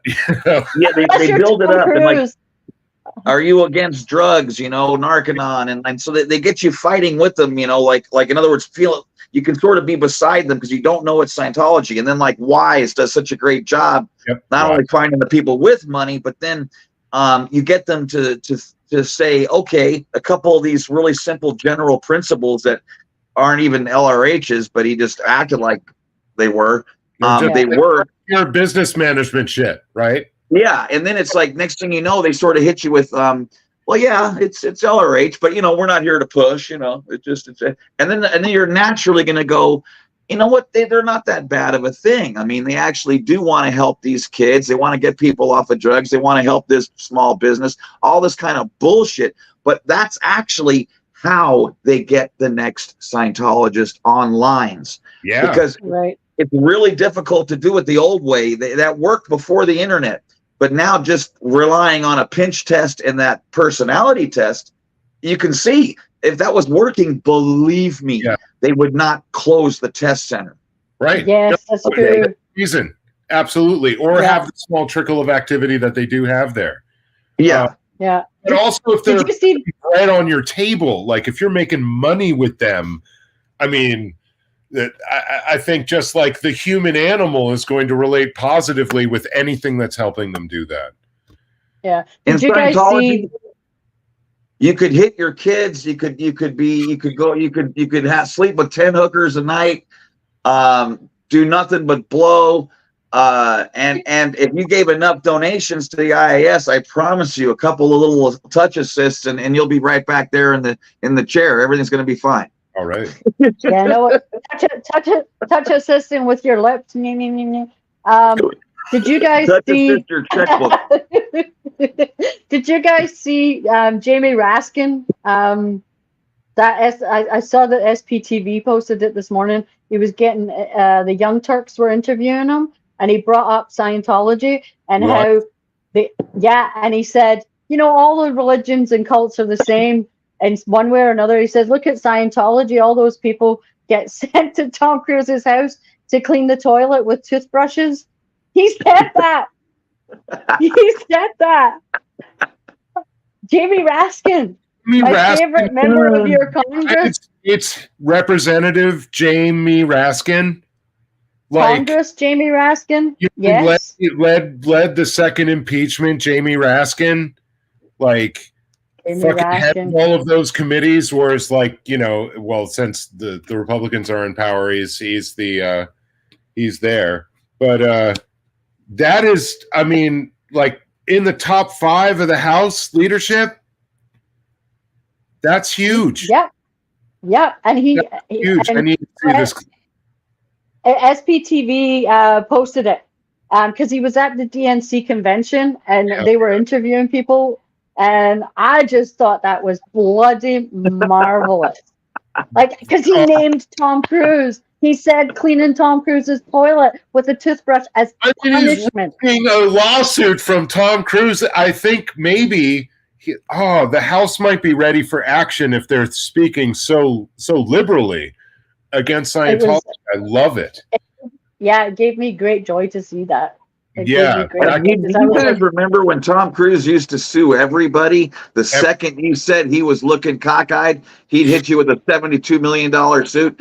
He's not suing anyone now either. No. That's because he had David Miscavige's cock in his eye, and he didn't know that somebody saw it. Simple as that. It missed. It slipped. He was going for the mouth, and it went in his eye. Yeah, I think it's too expensive for his intellectual property holdings, basically, to be looking like you're in court after people that might watch your movies, and it's not worth it anymore. Maybe it was worth it 20 years ago to do. That's kind of when he was doing it. I don't know about you guys. Before Katie, he was suing everybody. You know why it excites me a lot is because something changed. They're fearful of something, because don't forget, Scientology is attack. There is no defense. The only defense is to attack. So they're Cobra Kai. Strike first, strike hard. Something happened that we don't know about necessarily, where they decided it's too big of a danger to play that game any longer. And I think also it's at the same exact time, because of the internet, you have people like the mayor of Los Angeles who probably now says, okay, she got $1 million worth of bad press for taking what, 25 grand from the cult. Yeah, and they ran. William Good is screaming at her every time she walks out of a car. You know, she's like, can I just give that fucking money back? Yeah, I want that fucking money. Well, she can't, because she's probably a Scientologist, right? Because she's right up their arse. But Eric, it's people like you who have left it, that are coming out and going on the internet and telling your stories. Like when you walk down the street and you're just sticking posters up, and you've got your little microphone connected and you're doing your thing, and we can't even see your face because you're staple happy. But the story you tell, that's what they're afraid of. That's why they've got somebody out ripping your posters down while you're putting them up, right? Because it's you that's doing the damage to them. It's people who have been through the worst thing they could possibly go through in their life, and you've done nothing that they can throw at you that they haven't done already, right? Your family, God bless them. I don't believe it. Yeah, I don't believe in God, but God bless your family. I'm sorry that you lost them, but they can't use that as a tool against you, right? No. And you're not in their face like you and Matt going out and doing his little poster thing and saying you're loved, writing a bit of chalk without any kind of aggression, anger, threats, or anything. You know,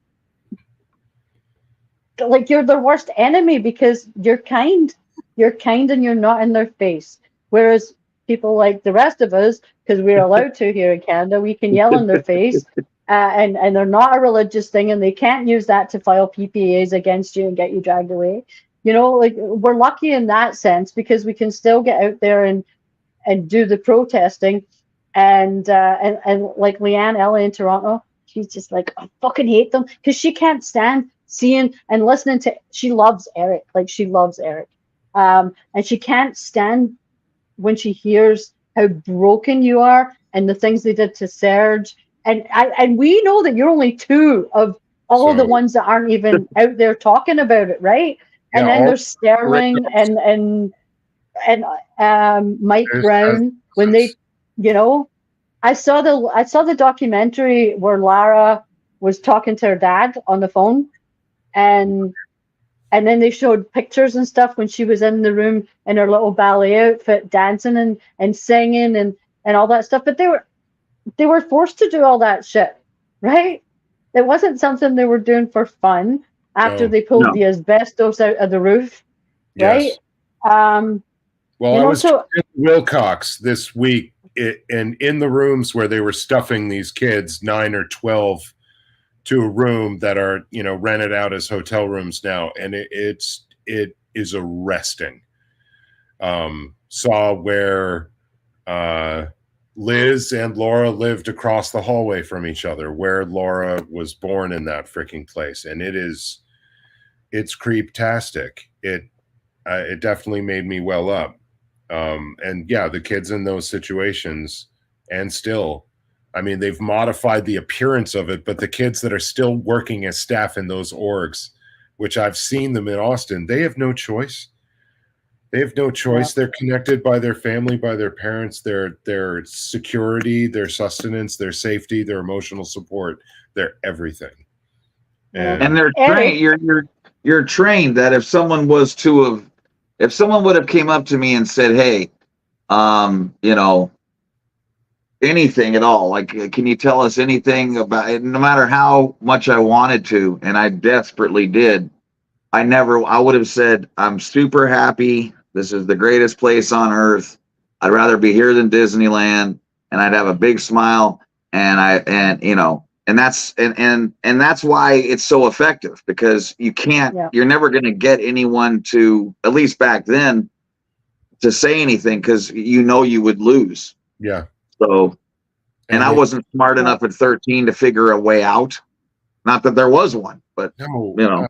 And that, I mean, and who would, like, you Yeah, I mean, I would imagine at that point you were aware that you'd get run over by their Mack truck that they run over suppressives with. Yep. So I just knew I'd be in ethics for the next 3 months. I mean, yeah, what's worse? Yeah. And I hated that, and I just wanted it all to go away. So that's it. That's really all you want at that. You just want it to go away, and that's why I think I've said before. Like sometimes I would take a walk, and I would look at homes, with the lights on. It's dark out, and I'd just be taking a walk, and I'd always wonder to myself, like, I bet it's awesome in there. Like, how did they get so lucky? Yeah. Like, I bet they're having fun, or they're watching TV, or they're playing board games, or they're whatever. Like, yeah. And I would just be like, how can I wake up and be there? That's not the first time I've heard that from, people that come from abusive families of all stripes, like kids of addicts, kids of like serial abusers of all stripes or whatever, with their, visiting other homes where this stuff doesn't occur, and just like, I mean, wanting to stay forever and sometimes escaping to these homes or anything. I think that experience is fairly common with people who have completely unstable living situations. Like a different side of normal. Like their normal is not everybody else's normal. Yeah. You get and wanting to discover what that normal is, because maybe you haven't actually had it for yourself and you've seen it through a window. I think that's why I like the park even today. Like when I've done a couple sunsets, at the park, because I love hearing kids laugh and the ice cream truck. Because that was like my positive memories of childhood. And it's just fun. It would always be nice. Like even when I was in the midst of it all, I could see other kids just having fun, and they run up to their mom and they get a hug, and and it just like that. I was just like, how do you get that? Yeah. Eric, I have to say, my childhood was, I loved my dad. I was a daddy's girl, and I had a brother and sister, and I had great friends. We had a decent sized family. We had a couple of cousins who were a bit older, but the most part, all our cousins were born within like a couple of years of each other. So like, multiple cousins all born in the same year and stuff. So really super, super close. We spent many good times together, family parties. Like my cousin was a musician, and all his pals would come to the family parties, and they would sit up in the corner of the living room and play. My auntie, she played the muthi and she played the spoons. So she would, my uncle would play guitar and my auntie's on the muthi.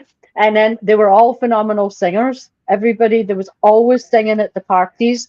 The cousins on guitars. Like I didn't know my uncle played the accordion until one night he pulls it out and yippity doo dah, away you go.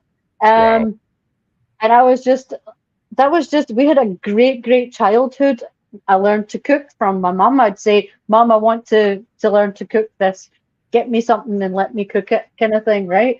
And started making up my own wee recipes when I was a kid. And always had, like, my memories of childhood were amazing. Went to a school, loved my school uniform, my pleated skirt, my school bag. But uniform is standard there, right? Every school has uniform. I liked wearing long socks, and brogue shoes and all that stuff.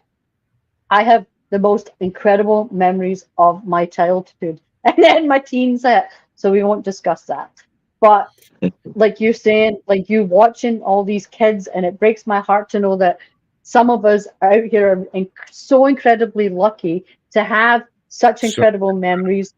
We didn't have the abuses of families with addictions and stuff. Like, hey, we all drink. Scottish, sorry, the whole family drinks. But it was, you know, there was no crazy addiction and horrible drunks or anything like that. So I wasn't exposed to that. Our next door neighbors, she was English, he was South African, he was black, she was white. They had creamy colored kids. Yes. Perfectly normal to me, right? Grew up with it. A lot Yeah. of the kids in my school were Indian and Pakistani. Grew up with it. Didn't know what racism was.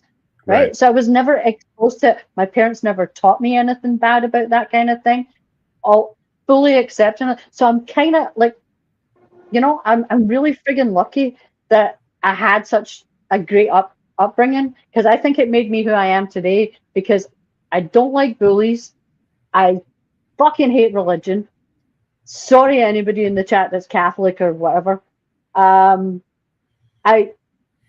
had the choice. Like we went to church every week. Took your change, put it in the, you know, the thing, as they do. And I started taking mine and going and getting ice cream and not even bothering going to church. I was about 7, right? Because I was like, what is this shit? I don't believe this shit. This is so I think I would have been like you if I was in Scientology, questioning everything. What the hell? You know, because I don't believe there's a guy in the sky at the age of 8. You know, but I mean, I don't know about the rest of you.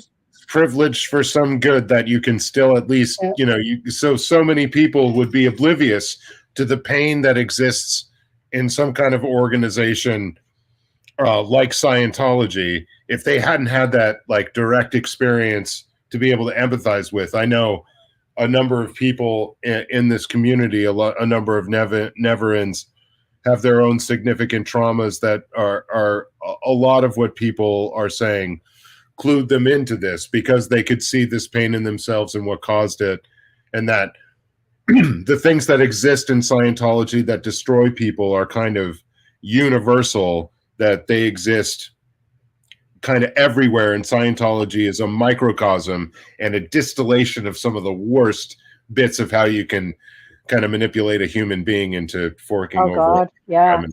Do any of you watch the Behavior Panel? What is this? Behavior Panel is 4 guys. They are professional interrogators. They teach body language. Okay. Reading and stuff like that. They've all written books on it. They've worked for the CIA, FBI, and all that stuff, and they train them. So Yikes. they have a channel, and they take things, and say Tom Cruise was like, they should probably do, maybe they have, I haven't even looked, like his interview with Oprah or something like that, or his interview with that guy in Australia where he's like, "You're being rude." Shut up. They take that and they dissect it based on how that eyebrow goes, how that cheek goes down, look at the finger kind of thing. Very, very interesting to watch. Postures like crossing your arms, leaning back in the chair, you know, folding your legs. Looking up. Looking up in different directions. Yeah, that's a lie. That's the truth. You're making up a story and you're accessing information.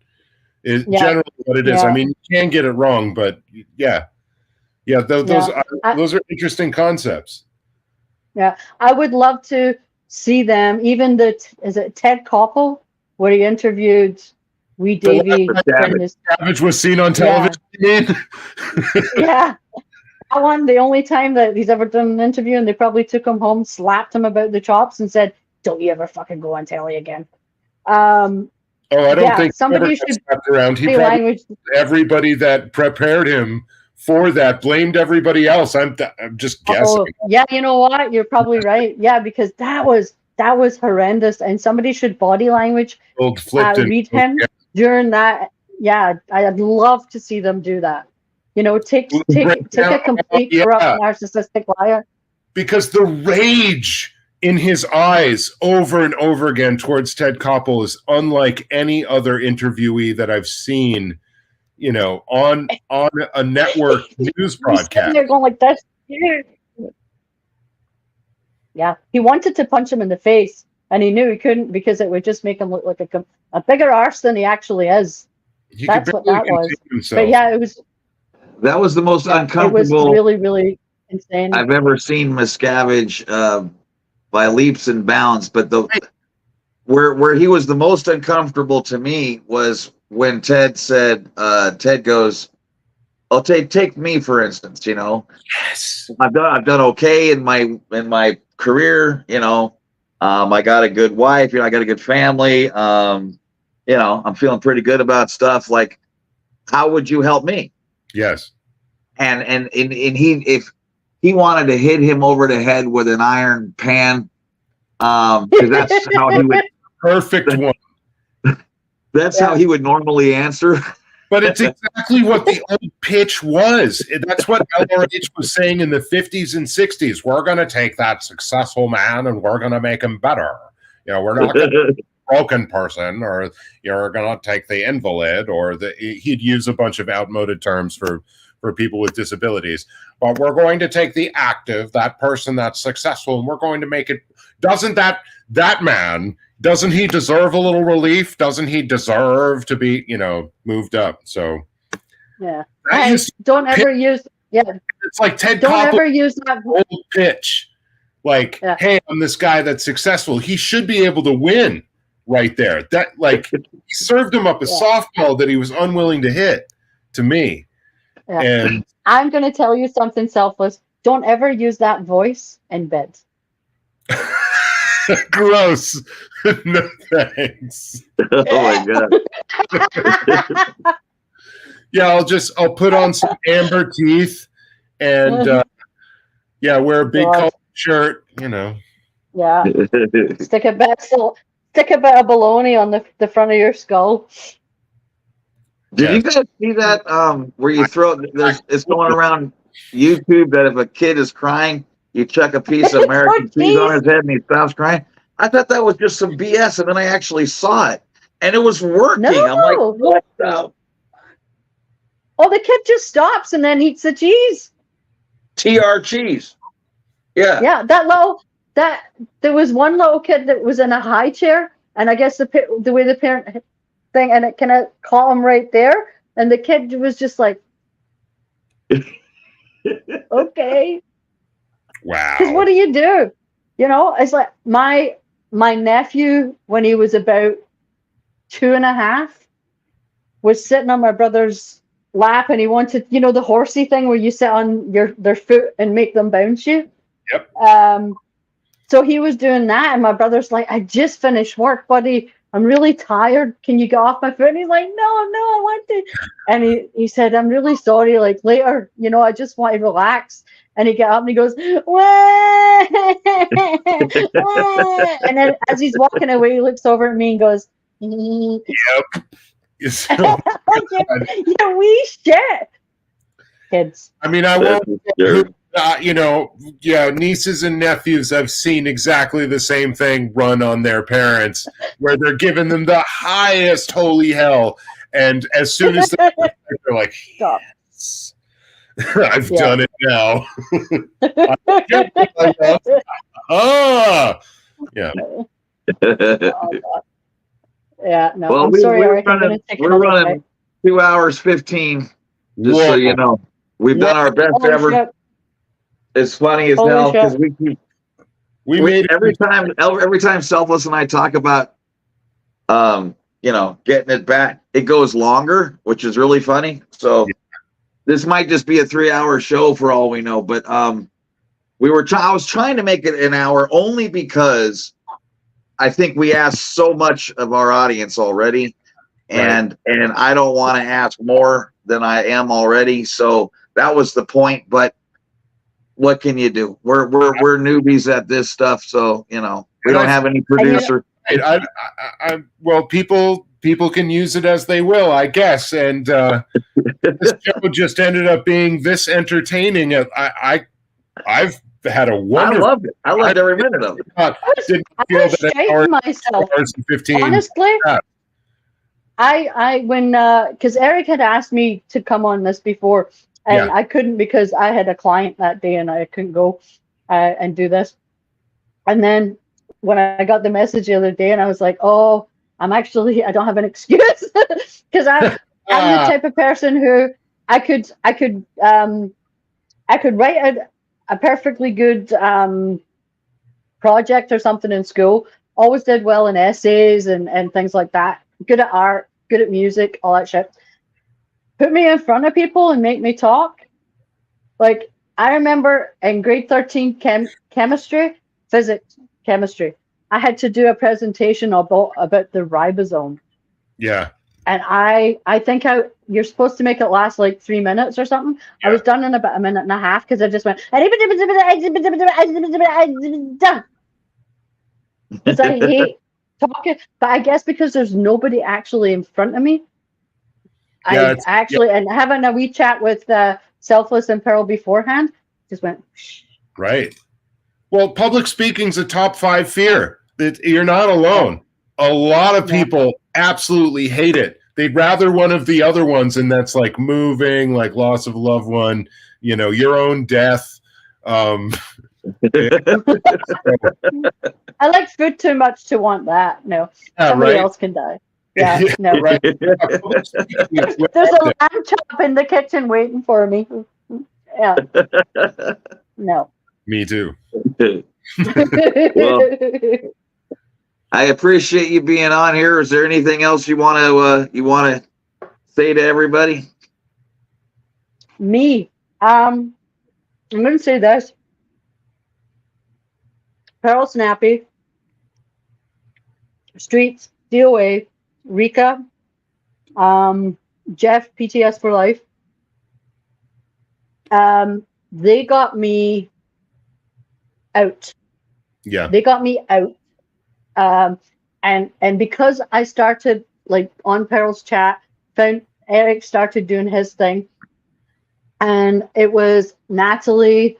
I kept seeing Ellie in Toronto, Rumble Rambles Toronto. And it was Toronto. And then we started chatting in the chat, connected with them. And then we started hanging out. And I have to say, I've met people who hope are going to be in my life a very long time, because outside of the protesting situation, they're fucking amazing. Absolutely fucking amazing. I love them to bits. And I hope people in the chats who do the same thing. Go find people in your area, try and connect with them in the chat. Yes. And go out. Look at Rika and Oregon Valley Girl. I went grocery shopping on Saturday morning, and I put Rika in my ear while I was walking to the market and back, stopped in the park for a little while, watched them. They were killing it. Absolutely killing it. And they're so great. A lot of children in that protest. To God. Yeah, like, bitch, please. Like, I love Rika. I think she's amazing. And there's somebody else. There's somebody else, because you guys haven't been out. Actually, Miss Kim impressed me, because she's kind of been taking over Friday nights for you guys. Because I'm sorry, I'm going to the best of them. She shuts them down. Yeah, fuck you, Scientology, because you took away my Friday fun. Because I used to get the wine and everything ready and sit back and watch Selfless and Pearl. That was my Friday. Right? I had everything lined up, and then it stopped because they're assholes. Yeah. Right? So Miss Kim came along, and she has found her voice. She's like, fuck, I like this shit. I'm gonna try this. I'm gonna do this. And she's found something in herself. Way before me, she was out here on the streets in Austin, but she's been doing more regular stuff, and it's bigger and better. Yeah. Well, she came out with that list the other night that showed that Farrell is OSA. That's right. I heard about this. I've been seeing something about OSA in the chat. Yeah, Cheryl is OSA. You know what? She's the funniest, loveliest, brightest OSA I've ever seen. I'll start a conversation with Eric. Heard any good rumors lately? And that would be the answer, I think, this week. This ridiculous POS screed that's going around. That's Have you seen how people have been giggling like school kids, like Kathy? I love Kathy. I think her last name's Skogans or something. Shogans or something. Yeah, Kathy Scoggins. Yeah. Huggins. Yeah, and she's all proud. She's like, I'm Osa, because she was on the list. She's all No, proud. we went to the 50th anniversary Dianetics. We went to their big head Ideal Org in Cambridge, Ontario, Yeah. and there was more of us than there was of them. Okay, and then Yvette, I call her Yvette Skank, but it's Yvette Shank, I believe. She's the head of OSA in Canada, and we're all standing there. She goes by in her little red Hyundai. Hi, Yvette. How you doing? Scientology sucks, right? Wow. And she's like, you know, and they were calling her the day we were at their hot dog water drinking barbecue. And Ellie in Toronto and Matt were around the back end with, I think it's Tanya from Toronto. So they have one And yeah, she was it Tanya? Michelle, I wonder if Michelle's, I can't remember, but I haven't seen her very often. But she's been to Clearwater and she has her little statins. But we had them flanked on either side. So they couldn't come out this way and they couldn't go out that way. But when I went back and watched a replay of Matt and Ellie's feeds, they were killing it. They were absolutely killing it. And one of the neighbors said they could go on their property to get a better angle if they wanted to. There you go. That's the neighbors go by and they're like, hate them. Yeah, Tanya from Barrie. Okay, yeah, so it's Tanya. She came with her little body thetans that she got from Cheryl.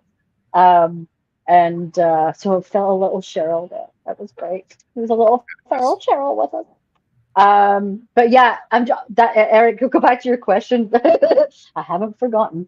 I just think if you can connect with people and you might not feel that you can do anything, get out there and just chalk. Just chalk. Like Kansas. In Kansas, they get out, they do some chalking, they have a little conversation at the door. That chalking pisses them off. And it's perfectly legal. You can't do anything. I've had many a compliment on my handwriting. The police were like, who wrote that? Was she a school teacher? Like, okay, no, whatever. But they hate it because I write so big and so clearly. Yes. And I do it so that if they're looking out the window from the org, they can read it all on the street. Right. You can't miss it.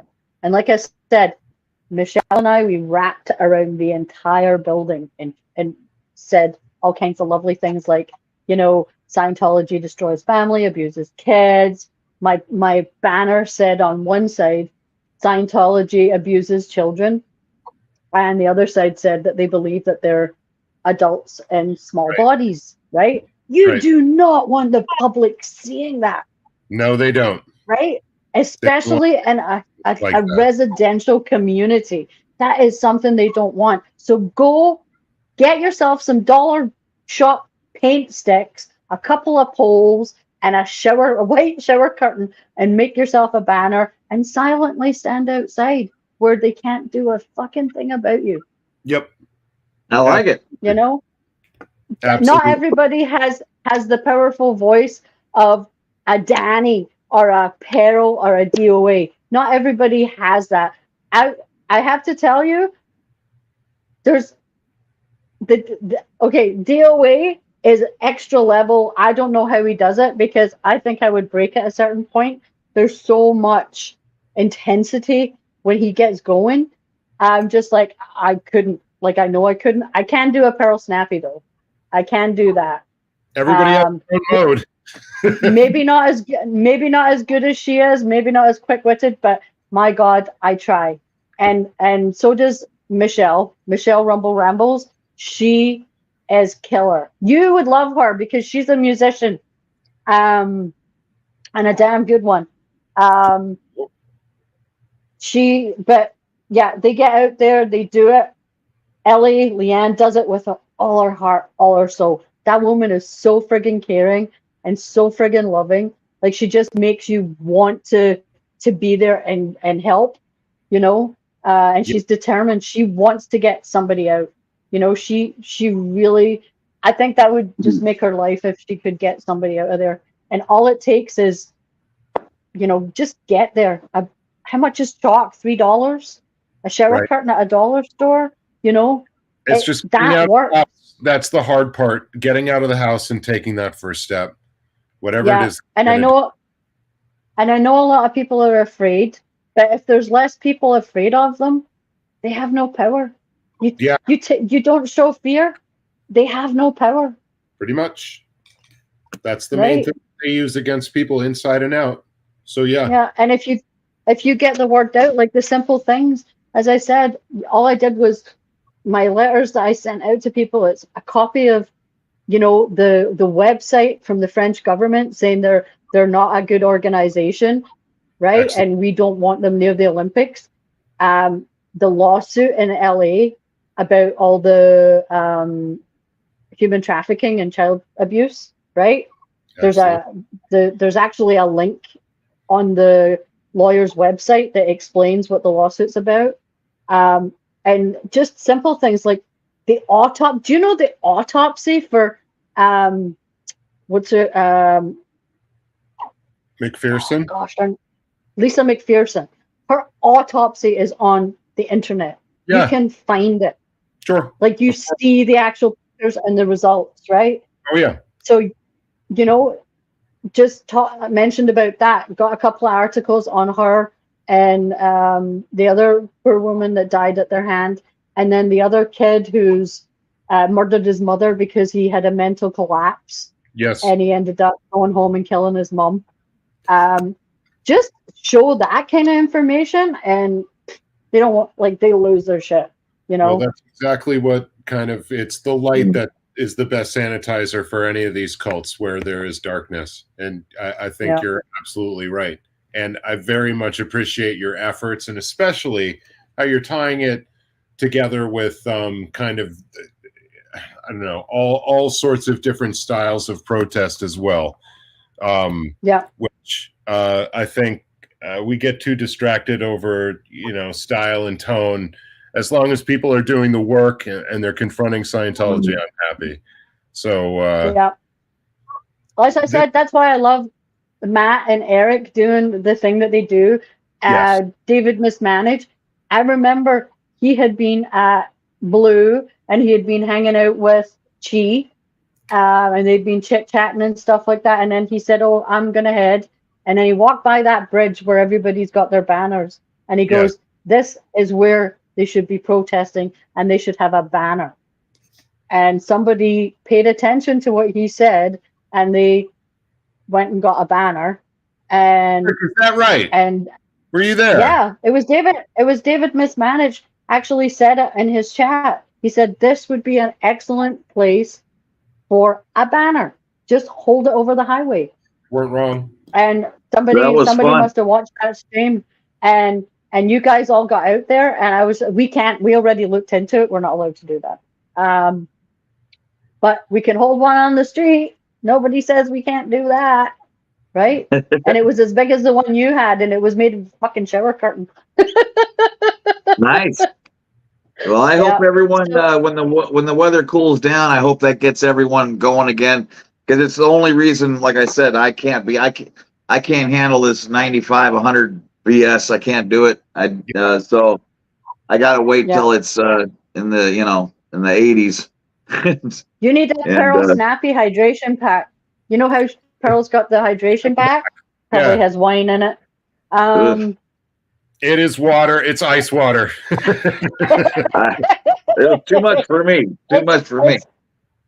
I think it has this in it personally. It doesn't. Never. We wouldn't survive. It's 106 here today. So is it really? Yeah. Oh Jesus. Yeah. I don't think my air conditioner would work in that kind of heat. I live in an old building. It's trying very hard. And it's brutal. Well, we got to wrap it up, or Yeah. this will be another 4 hours. So we're at 2.5 hours. Let's call it good. I gotta go.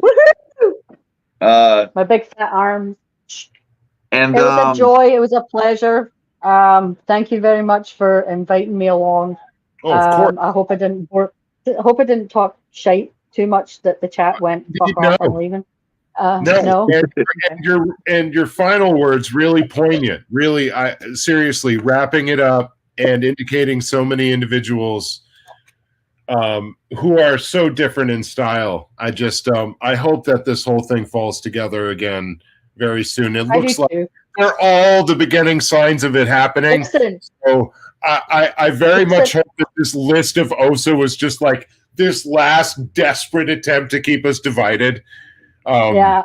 So. Everybody needs to leave their wooden spoons at home. And if you can't go into a chat like Eric's chat, that's a great place to go and stuff like that. Then you go into DOA chat, completely different element, right? Something else. Then you go over to who else has a really good chat? Natalie's chat, right? Natalie's chat is a great chat. A whole different thing going on there. But everybody can grab a bit of whatever suits you. Whatever suits you, go find it, go follow it. As long as this country is great in Boston, right? You're right. Yeah. Do it that way. And if you don't like somebody's chat, don't fucking go in their chat. Okay? Stay out of it. Don't take your wooden spoon and go in and start stirring shit. Because then you got somebody running from that chat who's in the background going, he did this, run over there, go, ha ha ha, this guy over here is talking about, you know. Well, because you just start the pot, you know. You're never leave them alone. Everybody from doing things like that. It is the internet, you know. So yeah, and it's horrible people that do that. Ignore their shit. Do your own shit. Go where you're happy. That's it. Keep it about you and what interests you, and don't get sucked into the rubbish. Up here, we're just like, we're doing us, and we all know that we all like different people, right? We all like different people. We all listen to different viewpoints, but we respect the people that we're there for a reason. Like, I respect the shit out of Eric for doing what he's doing, and I love listening to his chats, and I love doing that. You and Peril, you're a whole different entity altogether. You have a different style of what you do, and you're as effective. You're both getting the message out. Not everybody's gonna like everybody. Yeah. Too bad. Too fucking bad. So I very much hope that this season brings us all together, and that's basically it's what I've been praying for since June, and it looks like it's happening. And so, and I would say, Eric, you know, thank you again for, you know, holding the line on a bunch of things and making it easier for this to be a possibility now. I think you know, we're all really, really good people, but we also are very unique in that we're willing to, you know, tackle a $15 billion beast.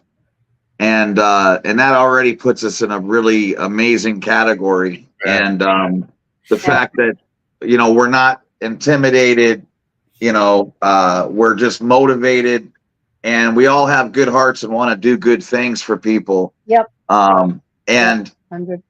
You know, it's just, you got to be an adult about this. We're here for a purpose. It's not, well, are we going to get along with everything else? It's just this. It's just, you know, if you're unwilling to hurt a victim, survivor, if you truly understand Scientology is a piece of crap, I can work with you almost irregardless of anything else that wasn't, you know, criminal or horrifically immoral or whatever. You know what I mean? Like, I don't care if you did not share another view of mine. Yep. I'm actually okay with being with you because I need you here for this, and you can help me with this. We don't have to go to dinner later, nothing. It just so happens to be that there's a lot of people in this that I do want to go to dinner with later, or that I do want to have a beer with or smoke a joint with. That's just because there's so many cool freaking people. Yeah. But that's a bonus.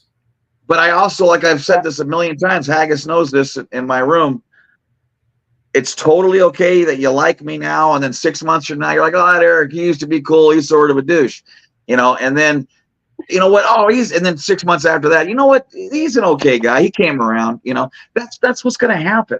Yep. Right? I mean, it happens with your best friends, for Christ's sake. They disagree with you. Your best friends in the world disagree with you. So how the hell is you know, everyone else not going to at times? So you just go with it, and whoever likes me today, God bless you, give me a hug, and let's go do some good work, you know. And if you don't like me, like I wrote my favorite comment I've ever written in this 4 months now the other day, when someone was trying to point a finger at me about something, and I said, and you know, you're not, you know, blah blah blah, blah. And I go, totally cool, I get it, your opinion's completely valid to you and anyone who shares it, and I'll be here if you ever feel differently, and you're welcome back, you know, then, and with open arms, and I hope to see you again.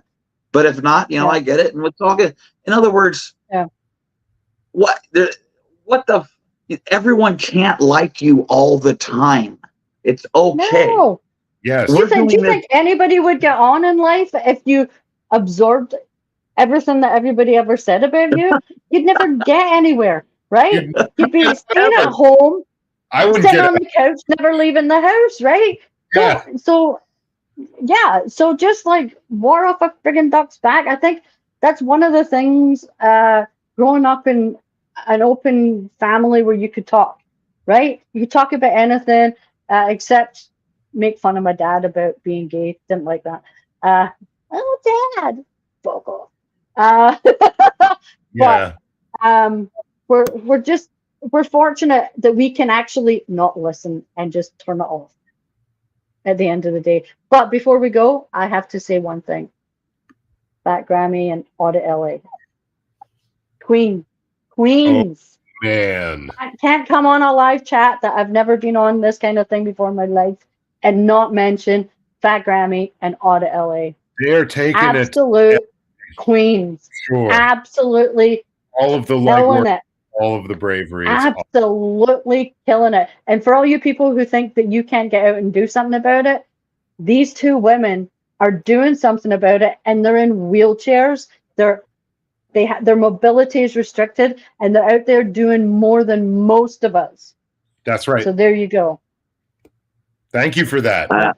That's a great shout out. All right. Well, listen, I really appreciate it. I appreciate you being here. A lot of fun. And I still want you to send me some bread, some sourdough, some Japanese milk bread, and whatever you ate the other day, the lobster, the scallops, and the whatever. I want 2 plates of that. Wow. The best steaks I could get. Those steaks taste like foie gras. Oh, the fat is so good and melty. I can't afford them very often, but when I get one, it's like, even my dog even gets some raw. I give him some. But yeah, expensive but delicious. Yeah. Yes. But it's been an absolute friggin' joy. I'm so glad I actually finally got to meet you face to face, sort of. Yes. Kind of. You know. Yeah, it's a healthy thing. I love that. Yeah. I'm glad I wasn't nervous at all. you did fantastic. I did prepare my background. Yeah, I did prepare my background. Just so if anybody had any kind of weird impression of me, they don't have to worry. That was just your halo. That's the background. Okay. Well, thank you so much, and we'll see you out there. Looking forward to more and whatever you got planned. Cheers. It's been a joy. Love to you both. See you later, Haggus. That was an amazing show. Wow. I told you I'd make sure it was a short one. Yeah, you stage managed the heck out of that. We were going. It was you know, all around very many subjects, like, you know, we were jawing about whatever, but it did land very neatly on a bunch of psychological topics there to still make it, you know, this kind of a show. Really interesting guests. This is one of my favorite shows for sure. Yeah, for sure. But we will attempt to reel it in next time, but that means it'll probably be 3 hours. So just act accordingly. Yeah, exactly. If we don't try so much, perhaps it's gonna get back to its form. Yeah, if we just freeze it. But if we're paying attention, maybe that's making us nervous and having us talk more. You know, it's just too funny. We can't help it that our guests are so awesome that it's just there's nothing you can do. I mean, that went by like super quick, but I get, you know, I guess like I say, I appreciate so much everyone giving us the time they do. So I'm not trying to take up your whole afternoon. That wasn't the intention, but it happened, and I'm still happy it went the way it did. But we will figure out a way to get it a little bit better, so we don't take up all day. But that's the plan anyway. Indeed, even to like an MTV Productions movie, you know, 90 minutes, right? Or like, you know, exactly. But and you know what's funny? I really need another hour just with you, because we didn't get anywhere, and I had a whole bunch of more stuff I wanted to ask you. So just to show just to show chat what I mean, like this could have easily been a 4-hour show. I think so. Because we can just go. We're really trying to, I think, catch ourselves mid like ramping up to like our 3-hour stride within 20 or 30 minutes, and then having a conversation with a couple guests. So, which, I mean, maybe we're better. We figured out how to maybe do that in 20 or 30 minutes, but like, our guests were just so interesting and entertaining. We rolled this deep. It was wonderful, and it's all overdue anyway. Because like Haggus said, I mean, it is an amazing thing to be able to speak at length with people that you fight alongside, who you feel like you truly know, but in reality, you only get a 7-word sentence, and you hope they see it. You know, you bet. You know? So it's like this is a whole different thing. It's another layer, and then perhaps in person. You know, I was always dreaming when I first joined this movement that there'd be like an annual conference where we could all get together and kind of an inexpensive, centrally located in the continental United States hub, where it could be like, you know, hotel attached to convention center with speakers and artists and the whole thing, and everybody would get the opportunity to see each other in person. And that might be a unifying event. I think, you know, I was wishing into the air that somebody else should do it. It sounds like maybe I should do it, but or somebody should. So it would, exactly like Denver. Denver is not a bad place to do this, or you know, in the middle of the corn in Des Moines, and you know, some inexpensive hub, but Denver isn't bad. Yeah.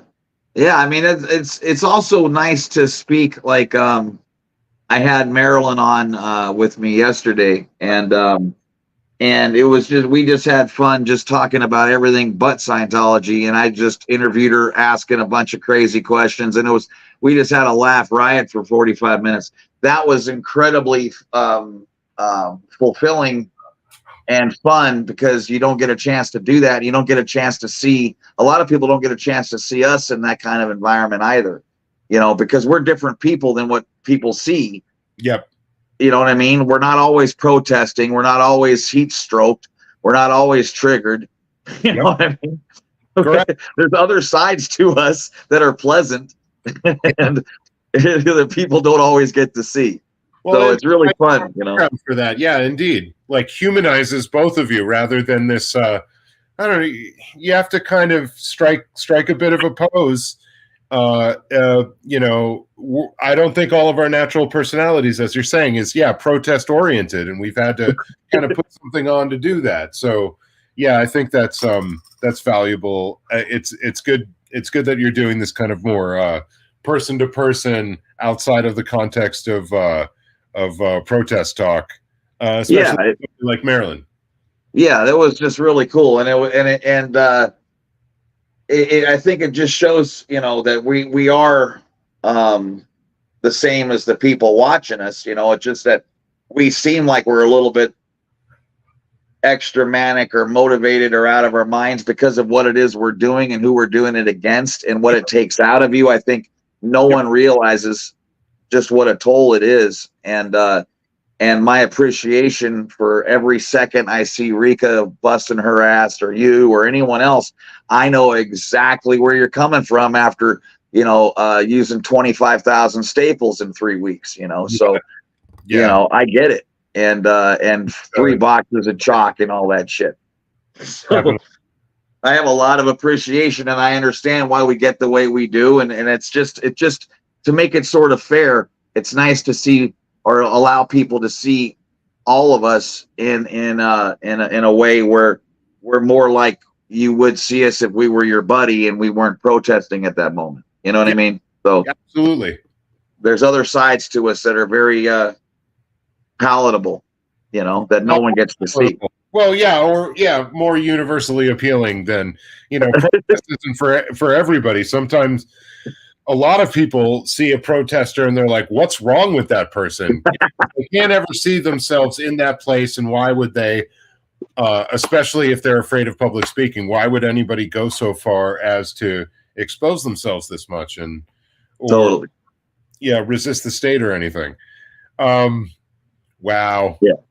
What an amazing one. I look very much forward to our show next week. We should have another couple amazing guests. We'll try to get up notice of that sooner. I think we're getting a little bit better at the booking. We're lining them up like the Tonight Show now, man. Yeah, it's looking good now. Engine seems to be churning out some good stuff. I look very much forward to this time. So yeah, for sure. Well, you have a good week, and together. Yes. Do you have any gigs this week you need to promote? I have been sidelined pending this legal matter. That I need to be here in Texas to appear and to prepare for what is happening with this legal matter. Oh, so shit. If it was perfectly timed to really disrupt this work, right? So, as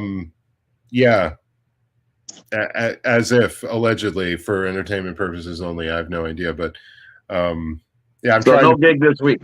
Okay. Not for this person. Okay. Shit. So I'm looking to get back on that bus as soon as I've got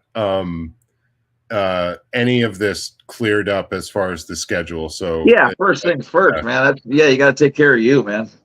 Yeah, unfortunately, and so whatever it is hindering my progress. But I'm taking steps right now to alleviate myself from this. Well, good. Yeah. I hope it's a lot easier than you expect. Me too. Thank you. I'll take that, and I'll probably need it. So, all right. Report next week. Whatever turns out, I'll have some more information. So, looking forward to that. Too bad Dodge can't fly over there and then keep us informed.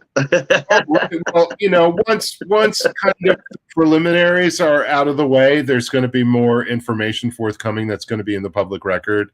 And so somebody like he will be able to start reporting on it. So that reminds me, I'll tap Dodge on the shoulder and see what's going on.